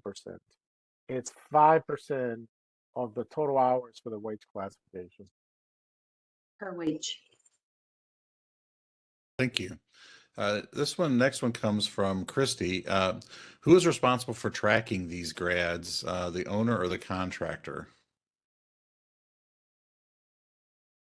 So whoever is hiring those apprentices, who is filling those periodic reports and certifications would be the contractors, because they are hiring those graduates. Does that answer your question? Yeah, thank you. Thank you, Maria. Yeah, if it doesn't, please just post that into chat. Next up is from Brian. So for SRF loans, an agency would need to request the waiver through the IEPA, which in turn would request the waiver from the state. Is that correct? So yes, they would have to connect with IEPA. The waiver request would have to be filled out by the contractor. Then the contractor would send that to the loan recipient. The loan recipient would send that to the state agency through our Smartsheet platform. Thank you. And this is also one that's from Brian. He said the waiver needs to be requested prior to the start of work, along with the state budget. Along with the budget supplement submittal. Is that correct? So they would have to, in order for them, before submitting that waiver request, they would need to submit the budget supplement and be approved, because that's where all the trades that are going to be working on that project will capture on the budget supplement. So after that, they can request that waiver. Okay. Thank you, Maria. The next one here is a situation. It says, this was from Mike. He says, how do we deal with this situation? After discussions with our subcontracting team, we feel that we should be able to achieve this 10% goal of all apprentices. However, the additional requirement of having 50% of these hours performed by the graduates of Illinois Works Pre-Apprenticeship Program, the Illinois Works Climate Pre-Apprenticeship Program, or the Highway Construction Careers Program is more challenging due to our subcontractors' apprentices coming out of their local union halls. They do not have the apprentices that fulfill these requirements currently on staff, which would require hiring additional staff for this project, which also includes some specialty trade work such as the turf and netting systems. So, what is their question? How should they deal with that situation of not having the apprentices that fulfill these requirements currently on staff within the union halls? So, if they don't have apprentices available, the criteria for that would be if they submit a waiver, insufficient apprentice, and they would have to reach out to their local union hall of that particular trade, and seek for a letter, that justification claiming that at that time there were no apprentices available.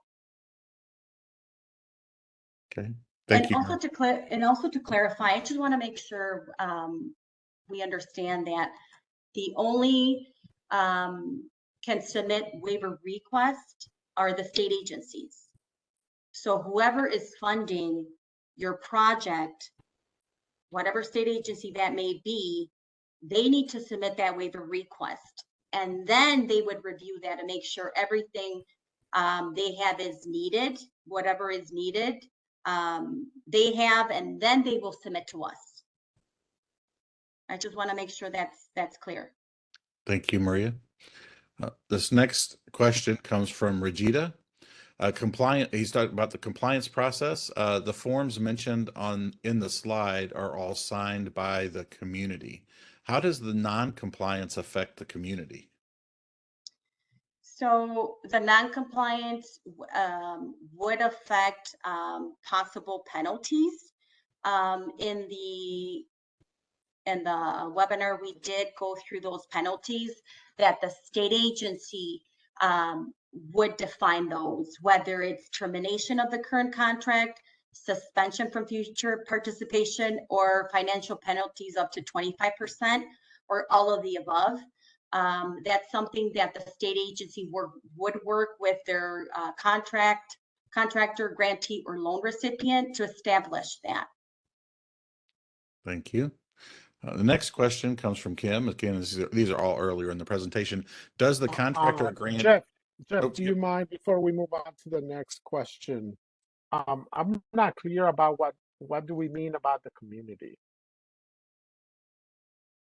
The question that you asked meant it's approved by the community. What does that mean? Yes, this is from Regita. And Regita, could you maybe expand on that into, Regita just commented, the community dash loan recipient. Oh, okay. So this is, so we're talking about a loan recipient, and it may be the city of Chicago or the city of Rockford or a municipality out there. That's what we mean, right? Yes, Regita indicated right. Yep. Okay, so that is correct. Okay, yeah, let's proceed. Thank you. Thank you. The next question comes from Kim. Does the contractor or the grantee submit the periodic reports? So they do submit that to their state agency who is funding that project. They do need to submit forward that to their agency, and then the agency will review that to make sure signatures, everything is completed properly, and then submit that to us through Smart Sheets. But I think Jeff, if let's just clarify this, because it gets complicated between state agencies that are issuing direct contracts to contractors, CDB, IDOT. There are some projects that are issued directly by Secretary of State's office or even Department of Natural Resources, right? They're issuing contracts directly to contractors. In that case, obviously the contractor, whoever that contractor is, needs to submit those directly to the state agency, right? Now, there are instances, and the majority of capital projects that are executed are actually being executed by a third party, right? So the state agency is giving the money, be it IEPA, in this case, loans, or DCEO, or a bunch of other state agencies are giving the money to a third party. This case might be a municipality, City of Chicago. It may be a nonprofit organization. It may be a university. In the case of the Illinois Board of Higher Education, and that university is then, bidding that project and giving that project to a contract to execute. The responsibility there is on whoever has the contract with the state agency. That's who has to submit these documents to the state agency. So if it's a grantee, community-based organization that received money from, let's say, DCEO to build the community center, and that grantee is responsible for submitting those progress reports using our Smartsheet technology to us. Now, in order for them to put those together, they would obviously work with the contractors they're working with to execute the project, but it wouldn't be the contractor the one submitting those forms to the state agency. It would be the grantee, that third party that received the money, that got the agreement with the state agency, the one that is responsible for submitting those documents, obviously getting the information from the contractors. Correct. Thank you. Yeah, thanks. Okay, next up is from Christy. How many waivers have been approved? There has been approved, an estimate, I would say, I don't want to throw out a number, but we have been approving hundreds of waivers that we have been processing that on a daily basis. And we have been following up with the state agencies with a determination of those waivers, whether they're denied or approved. And you will have an idea once we post our report on our website of those projects that did submit a waiver. We'll have that attached to that project. Let me clarify what we're talking about here, okay? Because I want to make sure that we put this into context, okay? We have watched the compliance of thousands of construction projects in the last 3 or 4 years, okay? More than $20 billion worth of projects. We have not received more than 3 or 350 waivers for those 3,000 projects, okay? And out of those, about half of those get approved, okay? So when we're talking about approving, we're not talking about several hundred here. We're talking about maybe 150, definitely less than 200 waivers that have been approved. A lot of the waivers that are submitted, unfortunately, sometimes more than 50% of the waivers that are submitted are not complete. Either the form is not completed properly, or the required evidence is not attached to the waiver, and as a result, they are denied. All waivers that are denied, the contractors, the loan recipients, the grantees can resubmit them when they are denied, and attach and address the deficiencies on the waiver. But just to be very clear, okay, we have not approved hundreds of waivers. We have approved, probably about half of the waivers that have come in, and that's in the range of 150, maybe 200, definitely not hundreds. Okay, thank you. All right, next question here. This one comes from Mark. Is the 10% mandatory? Yes, it is mandatory. It is a state, it is law, so it is mandated to comply with that 10%. And now that 5% for each of those trades to be out of those 3 various programs that we mentioned earlier. Thank you, Maria. The next one here comes from Danny. To confirm, the contractor provides the information, but the grantee signed the budget supplement since the grant agreement is between the grantee and the state agent. That is correct. Right? So the contractor, in that case, the contractor fills out those forms and sends that to the grantee. And the grantee signs off on that. And then that grantee submits it to their state agency, and the state agency submits to us. So if you see there's different, right? There's different steps to that.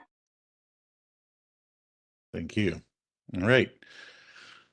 The next comes from Mark. It made a comment, the pages being described do not appear to be on the website in the link provided. The updated budget, and specifically this was about the updated budget supplement form and the apprenticeship site. So all our updated forms are on our website. So they do reflect our presentation. So when you do go to our website, you will see 2 columns, and you would have to go through whatever that project was applicable in that time frame, which was the original documents, and then the new updated documents, which is on the 2nd column. There's a link there for each of those updated forms. Thank you, Maria. This one comes from Kim. If multiple grants are funding one project, do we need to complete this for each grant or just for the overall project? And this was about the updated periodic report form.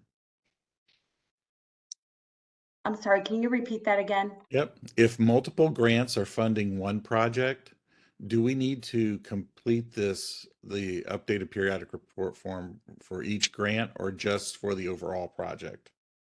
So that's something that they would have to connect with state agency, because we do have different workflows based on the project, how that project may be, if it's multiple funding.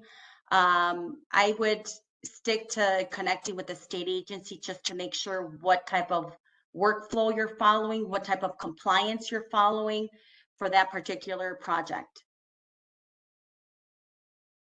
Thank you, Maria. This one comes from Regita. Does the periodic form now need to be submitted quarterly? So for the periodic, was that the periodic report? Yes, your periodic report form. So, yes, so depending how long the project lasts. So if it's for a year, they are required to submit 4 periodic reports on a quarterly basis. If it's 2 years, they are required to submit 8 periodic reports. So depending on the cycle of that, how long it lasts, that project lasts, that's how many periodic reports are required for Thank each you. quarter. Thank you, Maria. This one comes from Jody. What if waivers have been submitted on multiple projects and we have never received any confirmation from state agency if they've been approved or denied? This was about the waiver or reduction project. Yeah. So can you clarify? So are you meaning that you submitted a waiver to the state agency and you haven't heard from them yet? Yeah. And Jody, could you come into chat and add that, and we'll bring that into the conversation.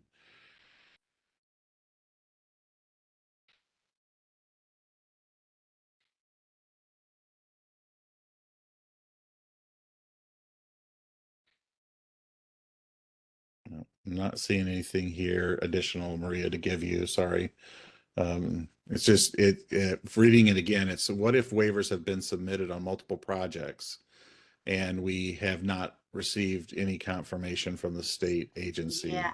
Oh, I would yeah, and Jody recommend just them. replied. She said Okay. correct. She said correct. We've submitted to CDB and local agencies and have Okay. never received a response. So I would connect with the state agency to follow up what's the status on that waiver.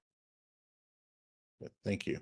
Or So, they could reach out to us directly about if they have a specific waiver that hasn't been submitted to us, or we do have a few waivers that were in the pipeline that have questions. So if they have a specific waiver that they're talking about, it's just submit an email to the Apprenticeship Initiative, and we'll contact you and Just- let you know yeah. the status. well, that's assuming, and let's clarify here, because that's assuming we got the waiver, right? Yeah. So here's what happens, and I want to clarify this process, okay? When you submit a waiver to CDB, or any other state agency that executes capital projects, they are required to ensure that the waiver was filled out correctly, has everything that's needed, and then submit it to us with a recommendation about that waiver. We at the Office of Illinois Works have 45 days to review that waiver and provide a determination. So if we got the waiver from CDB, we would give you a determination within 45 days. If they have not sent the waiver to us, obviously we wouldn't have it and you wouldn't receive Mhm. a determination. So I think, as Maria mentioned, it's important for you to follow up with CDB and find out where your waivers are. On the other hand, like Blake was mentioning, if you want us to look into it, you can certainly send us an email and we'll research it. If we do not have the waiver, we'll reach out to CDB to find out where the waiver is, right? But unfortunately, unless we get that waiver from CDB, our own 45-day timeline cannot be triggered for us to provide a determination for that waiver. Mhm. Yeah. And I also want to add to that, that it's important for them to work closely with their state agency to know the ins and outs, the statuses of anything that they've submitted. So that's important to know, that you have to, have that partnership with the state agency that's funding your project. Okay, thank you, Maria. The next question here is from Becky. Would stating that there is no available apprenticeship graduates available in our area be adequate? And this was related to the updated waiver or reduction of projects. That discussion. So if there's no apprentice available in that area, Yes. so if there's no apprentices available in that area, they would have to contact their local union hall and receive a letter of that justification, just noting that there was no apprentice, right, available at that time, and that should be sufficient technical evidence. Okay. Thank you, Maria. This was related to that question. It's from Christy. Why is there such a high level of documentation on this program? Unions are not are not keen on providing the letters you want. What else can an owner do? Yeah, it is. So this is part of the law, and it is a requirement, especially around the waiver request. We need justification. You need to reach out to the union halls. We can't just, take word of mouth and take from contractors that, oh, they're not providing us with any information or letters. We would actually need justification backing that up, that claim up, that you intended to hire apprentice, but there was none available, and you had you reached out to the union halls to try to hire apprentice, but they had at that time no apprentice available. And also, when you sign these contracts, grantor loans, our Illinois Works legal language is stipulated on there that you must comply with the 10% apprenticeship goal. Okay. Maria, another question. If a union hall says that insufficient apprentices are available, how frequently must we ask the hall for more apprentices? So as frequent as you need, right? Those apprentice. So I guess I'm not following the question, like when he or she means frequently. I, So I, I whenever think the project, I think I could help with Okay. that one. So Yeah. basically, the waiver is good through the end of the project. So once you receive that letter, once you receive one letter, you submit the waiver to Illinois Works, and we'll, assuming we approve it, then then that waiver is good throughout the end of the project. So, but if you're working on multiple projects, you would have to contact them for each of those individual projects. thank you, Blake. Thank you. We might need more information on this one. This one's from Becky. It says, but what if we only hire directly from our union hall? And this is a criteria for waiver. It was in that discussion. Do you need more information, or is that Yes, simple? please. Yeah. Becky, Yes. please. Just to be clear, just to clarify what she's asking. Becky, please add that into chat. And I'm going to move on to the next question. We'll come back to that if we get that. This is from Jackie. If a contractor is not meeting the required goals through the periodic reporting, what actions should the grantee take? So, so if they're not meeting the goal, so first, if they're not meeting the goal, so is this when the project ends or throughout the life It says cycle of the throughout the project? periodic reporting. Throughout the periodic reporting, if what? If the contractor is not meeting the required goal. So if they're not meeting the required goal, through the periodic reports, a waiver is, they can apply for a waiver request, right? Having those, the budget supplement submitted, right? If they can't, after they realize they can't hire apprentice for those trades, then that's why we have that waiver request with the proper justification. Okay, thank you. This one comes back to Becky. She did clarify here. If we only hire from the hall and they do not have any graduates within the hall, would that be a sufficient reason for a waiver, or are we expected to look outside of the union? That's sufficient for the waiver. Thank you. But they would need to provide a letter stating that they do not have apprentices that are graduates from one of the 3 programs. Thank you. From one of the 3 pre-apprenticeship programs. Sorry. All right. The next question here comes from Regita. What about when hiring apprenticeship is not economically feasible to the contractor due to the work scope being too small?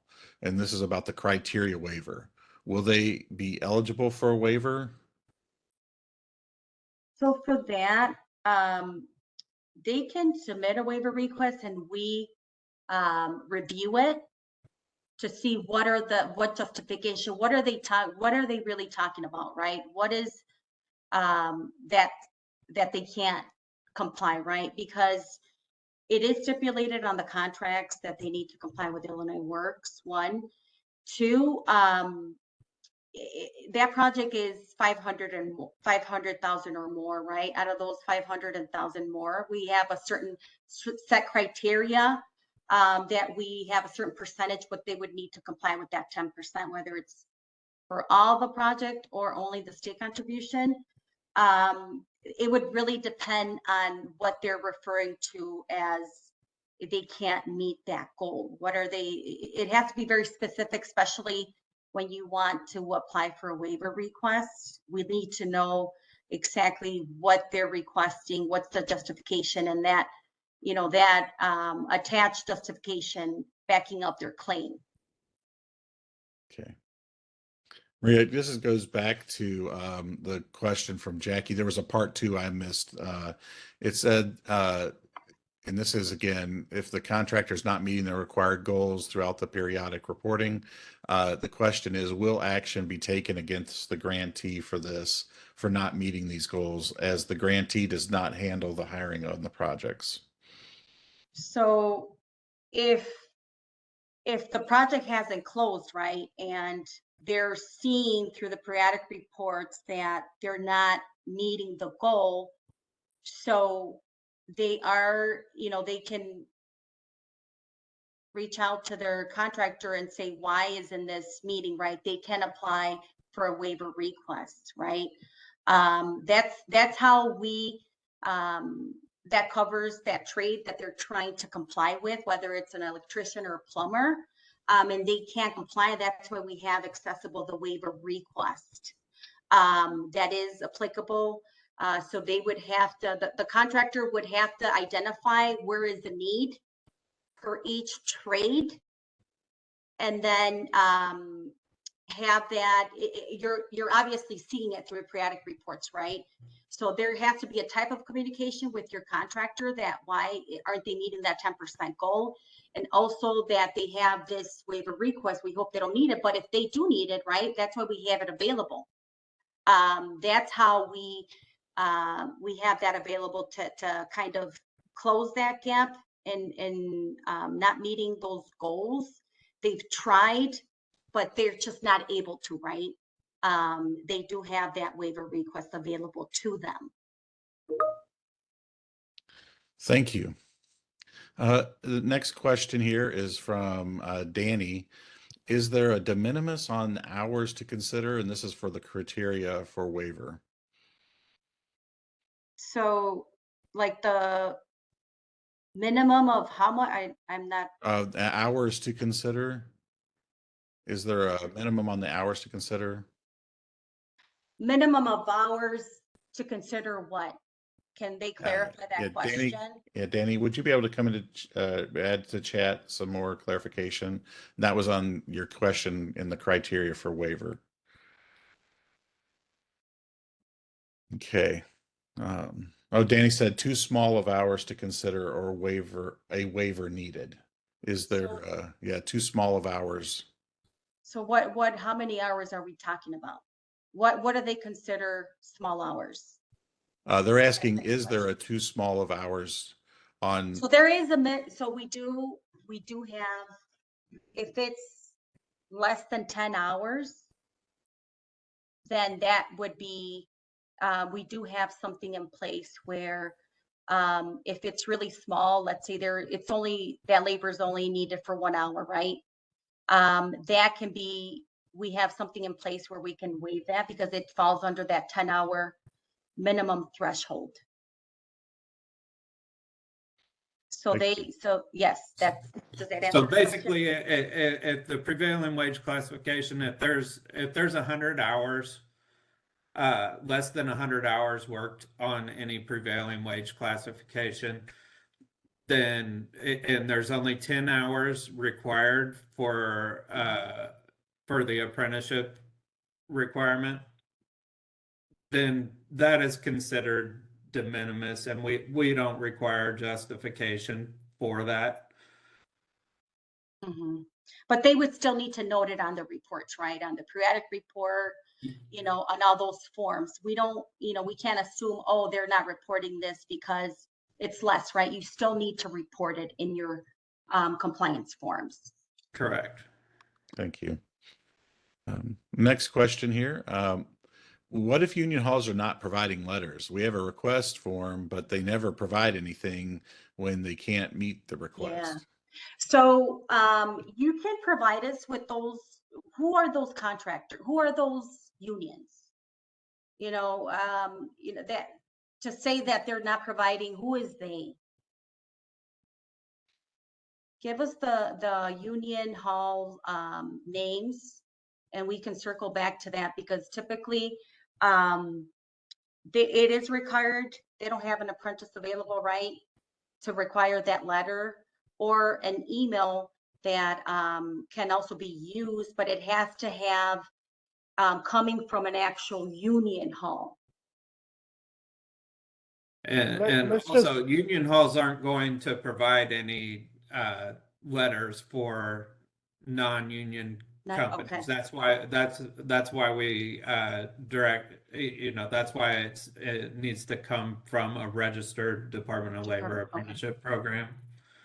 So That might be the case. So yes, if you're a non-union company, I don't know that for sure, Yeah, but can they clarify that? Yeah, I mean, let's clarify Let's that, 'cause clarify. I think it's important. If you are a signatory contractor to that union, I mean, you have a contract with them not providing you an email or a letter saying we don't have apprentices. I mean, that's really problematic, right? That's a contract enforcement there that needs to be addressed by you with that union, right? But if you're talking about a non-union contractor going to a particular union and hiring hall and saying, I need, and you're not signatory to them, I need an email or a letter saying that you don't have apprentices. Well, I understand why they wouldn't provide that for you. You will have to work with your typical channels to be able, wherever you get um, your apprentices, to be able to provide you that information, or worst case scenario, you can go to our career services team and request individuals from our graduates to be provided for you in order to meet the compliance requirements, right? But it's very clear that if it's a union that you're signatory to, they should be able to provide that evidence for you, because obviously you have a contract with them. Yeah, and Jody clarified, we're a union signatory contractor and work with many unions and have never received any letter yet.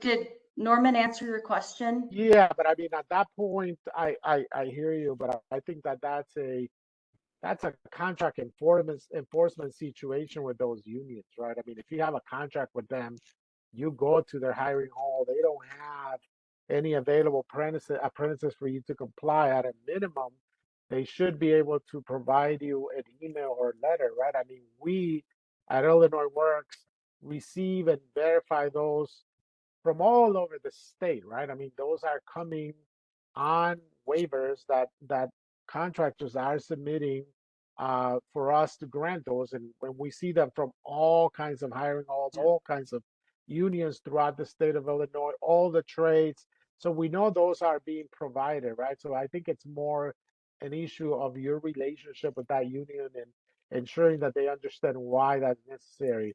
Mhm. Like Maria said, if that continues to happen, and you could certainly reach out to us. The email address is provided for you right now on the screen. Send us an email at that address. Tell us which unions, which hiring halls, and we'll be more than happy to reach out to them. But this is part of the system, right? And they are labor and unions have been part of the apprenticeship initiative even before it was passed into law. They were part of the parties that were negotiating this. So they're fully aware of what's going on with Illinois Works. And at least from my perspective and my conversations with them, just last week, they're fully supportive of what we're doing. So Mhm. if you do continue to have issues, let us know, and then we'll be more than happy to reach out to them. Okay, next question here is from Regita. In case the contractor has multiple public projects ongoing, each with a different same state agency, and has apprentices working on one project due to the amount of work involved and not on the others, in terms of economic feasibility, are they eligible for a reduction waiver? And this was around the updated certification of compliance discussion. Do you want to answer that, Norman? I think you pretty much answered that Can you question. repeat that, Yes. Jeff? Yep.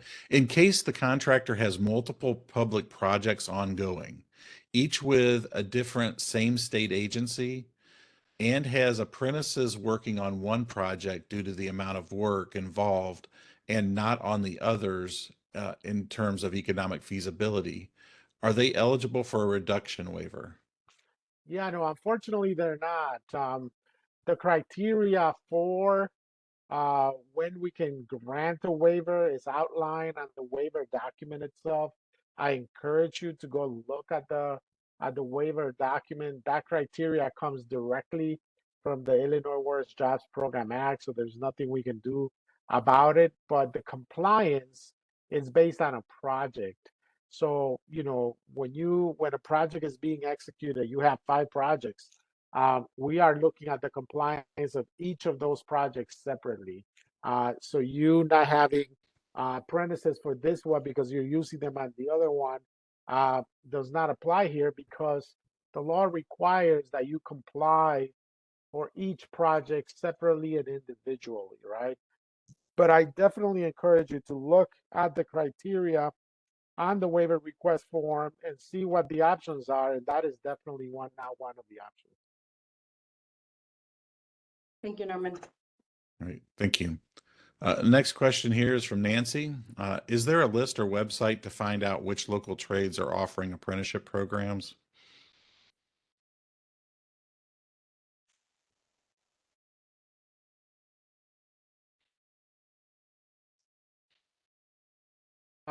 Maria, if you don't mind, let's grab the link of the heat map from the Yes. pre-apprenticeship program, and let's put it on the chat.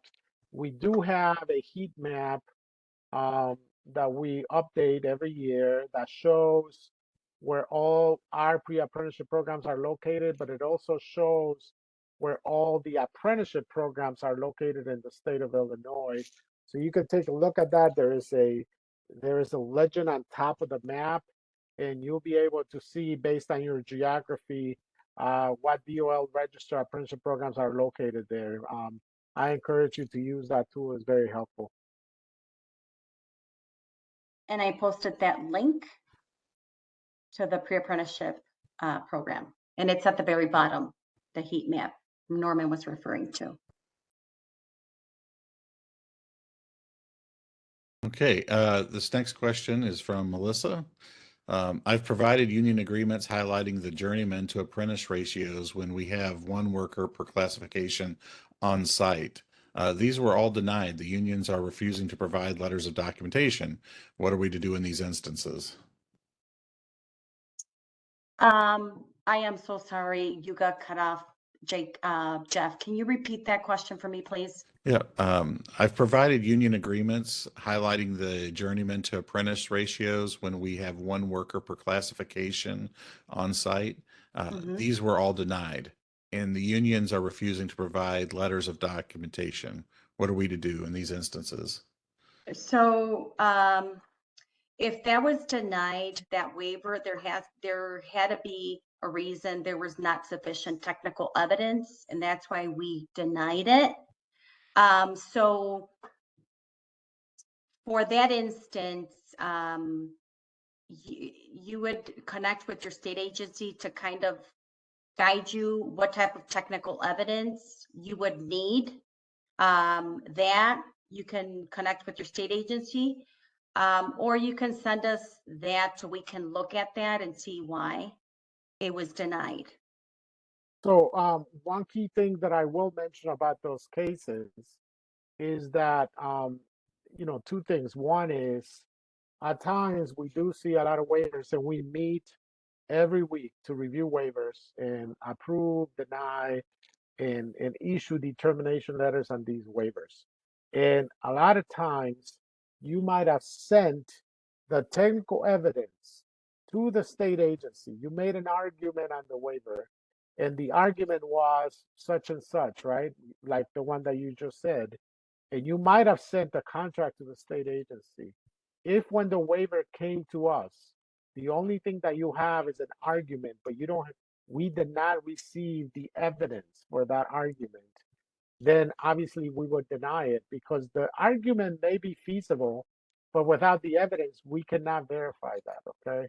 I would really encourage you, we issue a determination letter, and those determination letters are sent to the state agencies, and we ask the state agencies to send those determination letters to whoever they need, whoever is executing the project, so that they know our reasoning in denying that waiver.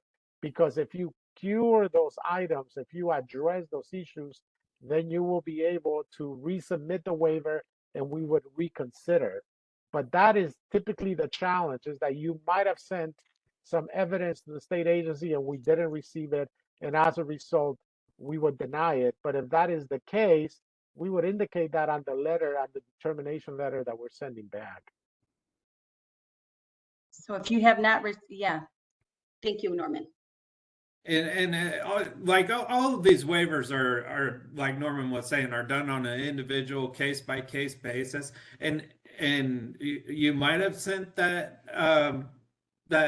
that justification, but also we do require that a budget supplement has been submitted. There are multiple reasons why a waiver could be denied. So you really need to see the determination letter and rectify whatever incorrect information that we have or additional information that we're requesting and resubmit that waiver. Yeah. Great. Thank you, Blake. This next question comes from Mark. What are the consequences to the grantee, agency, or contractor and or subcontractor for not meeting these goals? And this was around the updated certification of compliance. So if they don't meet the goal, they're not compliant, the state agency, that's up to the state agency, what type of penalties they will give the grantee, whether it's termination of the current contract, suspension from future participation, and financial penalty up to 25% of contract or agreement amount. So I would advise, we will have this recording in our partner guide and our website, so you can go back and reference that. That is up to the state agency to those type of penalties, whether they will or whether they will not, but it's certainly up to them, not up to us. Thank you, Maria. This one comes from Danny. Is there communication with Illinois Works and union halls? And this is about the hesitation to providing support letters. Norman, career services I think about right now. Do you want to answer that question, Norman? What's the question again, Jeff? Is there communication with Illinois Works and union halls? Yeah, I mean, certainly in our outreach program, we contact and communicate directly with, contractors the same way we're doing it here, sometimes in the field at specific events, or we go and talk to groups of contractors. And that includes also, labor, that includes unions, that includes DOL registered apprenticeship programs. We attend their monthly meeting that all directors of DOL apprenticeship programs have, and we were always present there. We have one-on-one meetings with different unions. We also have meetings with them in group. I mean, just as recently as last week, I had one of those meetings. So we're in constant communication with them because, once again, they're a key part of this ecosystem, and we want to make sure that we're all on the same page and how we can all work together in this. So yes, definitely through our career services team, through our bid credit program, and also through our apprenticeship initiative, we are constantly communicating with them about what's going on with Illinois Works. One of the key things that we want to make sure they understand is not only how Illinois Works, how the system works, but at the same time, we are interested in understanding how they work and how our graduates can apply and successfully become apprentices in their programs, right? Thank you. This next question comes from Caleb. Is an email requesting apprentices to the union hall sufficient backup for a waiver when we're not receiving responses or letters from them? Yes, that is correct, but it has to be from a union hall. And that email has to be from a union hall with the name of that representative from that union hall and what, that local number information. Thank you. The next question here is from Jody.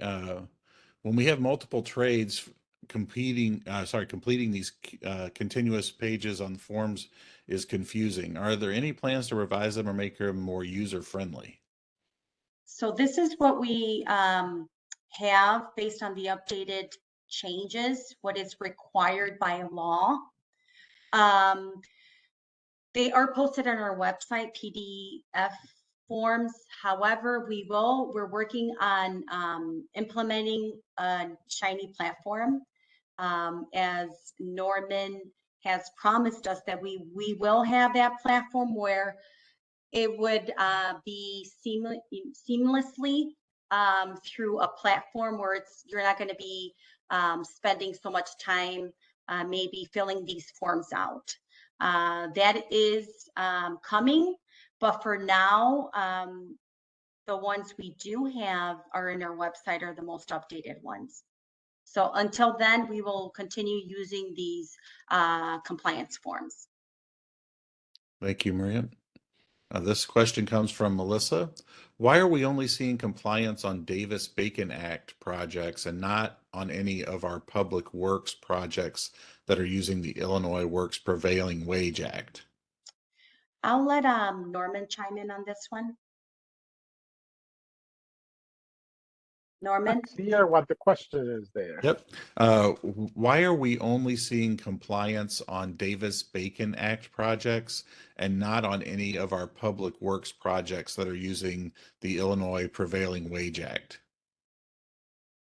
No, all, the rules for what applies for Illinois Works, require Illinois Works compliance are clearly stated. Any project that has state appropriated capital funds, be it that it originated in the feds or not, if the project is at least $500,000 or more in estimated project cost, those projects have to comply with Illinois Works. I mean, those are required to comply with Illinois Works. You know, I don't know about other requirements when it comes to federal requirements and other state requirements, but the requirements for Illinois Works are very straightforward.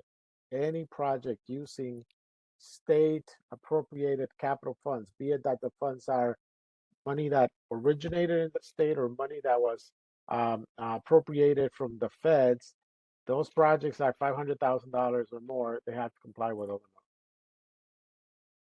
All right. And it is the total project cost. Thank you. This next one comes from Emily. What happens if you do not have a waiver to reduce percentages and by the end of the project, you don't meet the 10% goal? You'll be non-compliant.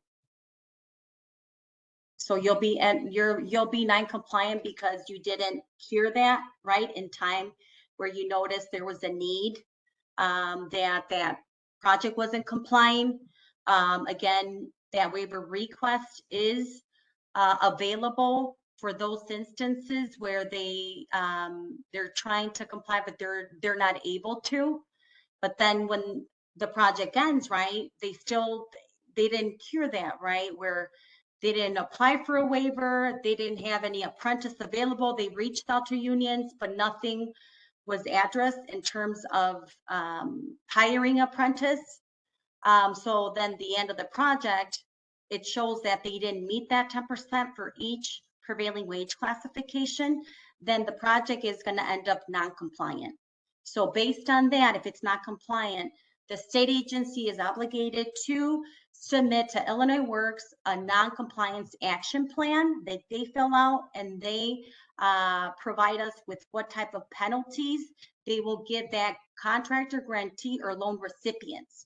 Again, it's up to the state agency to do that. In terms Illinois Works, based on the law, we are required to, for state agencies, we are required to have that non-compliance action plan available for state agencies to fill that out for those projects. So those projects would be non-compliant. Thank you, Maria. The next question here is from Dominic. Are we grandfathered into the requirements at the date of the bid? For example, Illinois Works has changed the reporting from continuous to quarterly and now planning to go back to continuous with the previously mentioned smart sheet. I guess I'm not following that question. Did you get that, Norman? Do you want to chime in, or can you clarify that question, whoever answered that? Yeah, let me just clarify this, okay? I think there's a misunderstanding of the previous information that we provided. when Illinois Works, when the apprenticeship initiative was first launched, it launched in a quarterly reporting system, meaning state agencies were not reporting compliance information to us real time. They were doing it in a quarterly reporting system in a very complex Excel-based system. We moved several years ago to real-time reporting that uses Smartsheet technology, and the real-time reporting comes to us directly from state agencies. Grantees, contractors, loan recipients do not use the Smartsheet technology to report to us. They submit their reports, where right now are PDF based, to their state agency, and then the state agency real time reports those documents to us using Smartsheet technology. We are not changing that system. It was just a technology upgrade, and that system is remaining. We're not going into. Maria mentioned we are working on a new technological platform that will make a lot of this reporting electronically. But the way the reporting workflow works and the compliance workflow works, that's the way it will continue to work in the future, right? I mean, state agencies have a certain number of days to report a project to us. They have a certain number of days to report a budget supplement to us. They have a certain number of days to submit quarterly reports to us. They have a certain number of days to submit a certification to us. Waivers can be submitted anytime during the project. If the project ended, no more than 30 days after a project ends. But regardless of the technology we're using, those compliance workflows will remain. Thank you. The next question here is from Emily. How are compliance action plans to be enforced if this is a goal and not a hard requirement?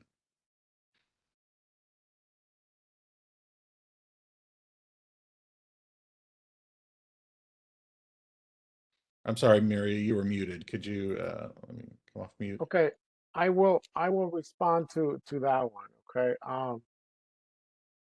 Okay, so it is a goal. It is stated as a goal, but the reality is that in 2023, when the law was passed, when the law was updated, that there will be consequences for not complying with Illinois Works that can be applied, that may be applied by the state agency. It actually moved from being a goal to being a requirement, right? Now, the law requires that also Illinois Works graduates or Climate Works graduates or IDATS graduates need to be hired in order to comply, right? So it's no longer really purely a goal. It has moved from the realm of a goal to the realm of a requirement, particularly because, as I said, the state agencies are now legally empowered to apply significant consequences if they choose to do that. So I just wanted to clarify that because it used to be purely a goal when there were no consequences for not complying. Now that is not the case. Okay. And Maria, you're still muted. Could you come off mute? Okay, thank you, sorry. Yep. So that's why, as Norman mentioned, that's why now we have that non-compliance action plan, right? Now it is in place where they are required to meet those goals. And now the state agency has to work with the contractor, grant, or loan recipient on what will be those consequences for those non-compliance. Okay. All right, we have a number of questions remaining. Team, how would you like to proceed? Do you want to continue moving forward? I know for time we're just a little bit past, or would you like to put those on the website? So Jeff, how many questions do we have pending? See, we've got to check some that have come in since I have maybe 20, 30. Questions pending? Yes. Okay, yeah, no, let's proceed to close the webinar. Let's do the evaluation and close the webinar. What we'll do with those questions is that we will on the partner guide. If you don't mind, Carlita or Maria, please provide the link to the partner guide in the chat. We will Mhm. do a Q&A on the partner guide and respond to all of those questions, okay?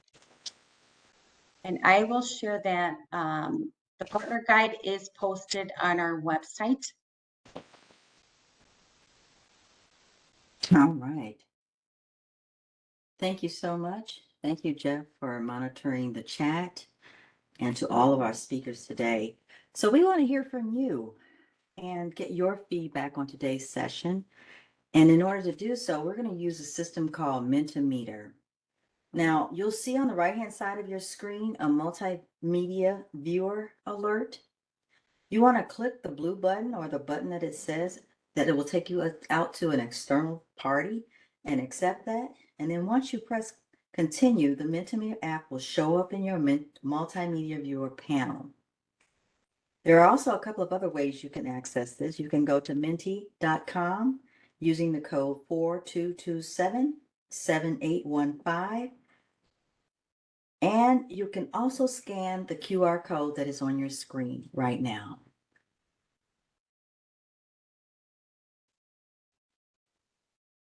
Once you're accessing your Mentimeter, we can begin our assessment, our feedback. And this is our 2025 Apprenticeship Initiative Compliance Overview for Contractors. Our first question is, please share your views on this training by rating the following statements from 1 being the lowest to 10 being the highest. To what extent did it meet your expectations? How likely are you to attend a similar event in the future? And how likely are you to recommend this training to others? Go ahead and make your selection now. Great. We have about 52 people in the room, so this should give us a really good set of data. Looks good. Okay. If we can get a few more people to go ahead and provide your feedback. I see we have about 14 people who have responded. Thank you for responding. Is there anyone else who would like to give us your feedback for these questions? Thank you.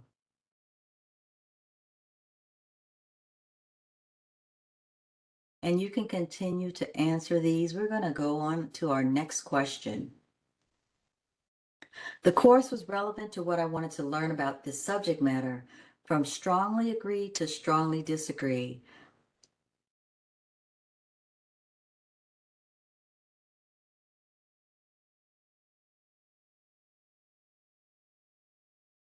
Okay, we have some results coming in. It looks like we have a mixture of all of the categories.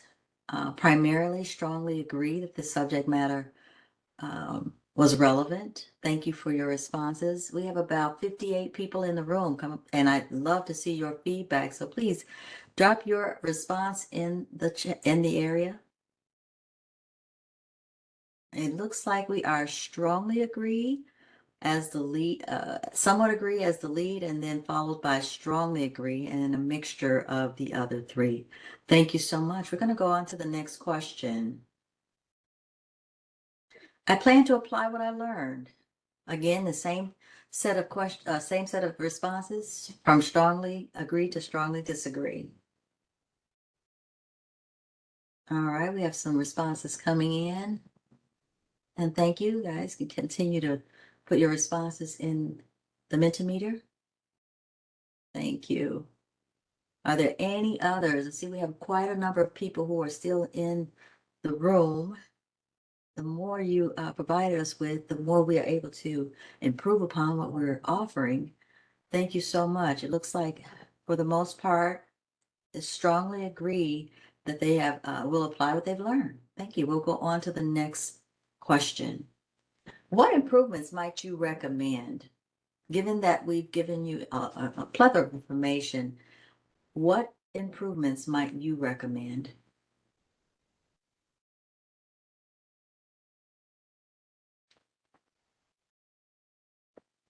And I'll give you a few 30 seconds or so to kind of type in your responses to that question.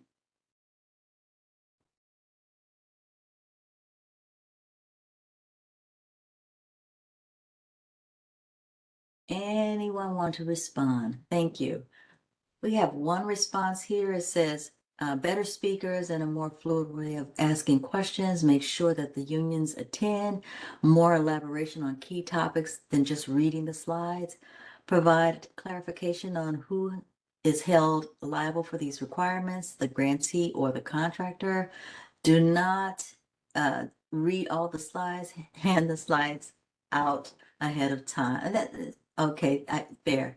So we can follow along and have an overview easier. Needs to be shorter time frame, focus on the questions from the chart or the chat. More discussion like this. The program needs massive clarification and overhaul. Breakdown of the whole webinar into 2 to 3 webinars. Organize the questions better. There are quite a number of responses. Thank you all for providing your feedback. Open Q&A, contractor representatives for case studies, more direct Q&A time, include input from the other state agencies. Architects need to be given clearer guidance about how to meet the requirements since most of our work was not prevailing wages. However, CDB has stated that we have to comply for the certain testing. Maybe at the end of and give us a full list of the website links, require the contractors to attend links to updated forms given out ahead of time. The feedback system overly complicated, don't use again. This would have been more helpful in July when it was scheduled rather than now after I've already signed the contract. Okay, I may be missing some because they're flowing in very fast, so please forgive me if I've missed anything you've commented on. Separate webinars for those entities funded via grant loan, not directly to contractors. Maybe have a state agency sign up included in Q&A form. Too many questions left unanswered. These presentations were particularly dry compared to the usual governments just reading them from a slide. State agencies are not helpful, do not have answers, stop deferring questions to them. Okay, we've had a lot of feedback from you on what you might recommend. Thank you so much for your feedback. And what did you find effective if we make any changes? What would you recommend that we keep? So what was effective about the program?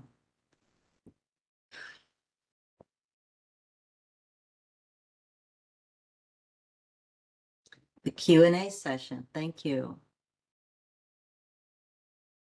Active Q&A.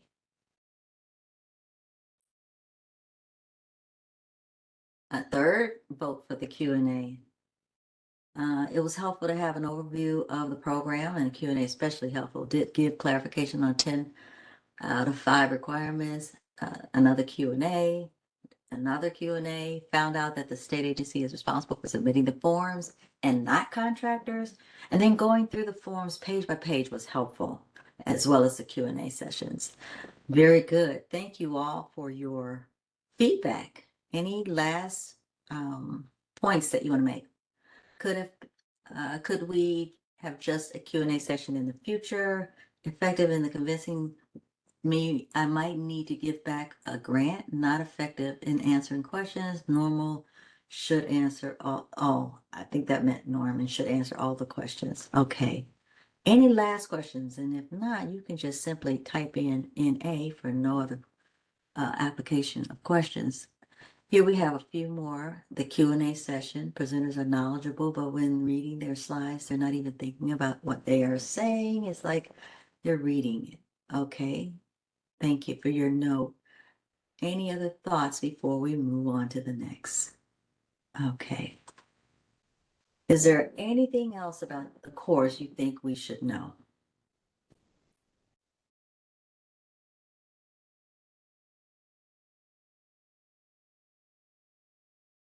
Anything else about the course you think we should know? And if not, you can type in NA.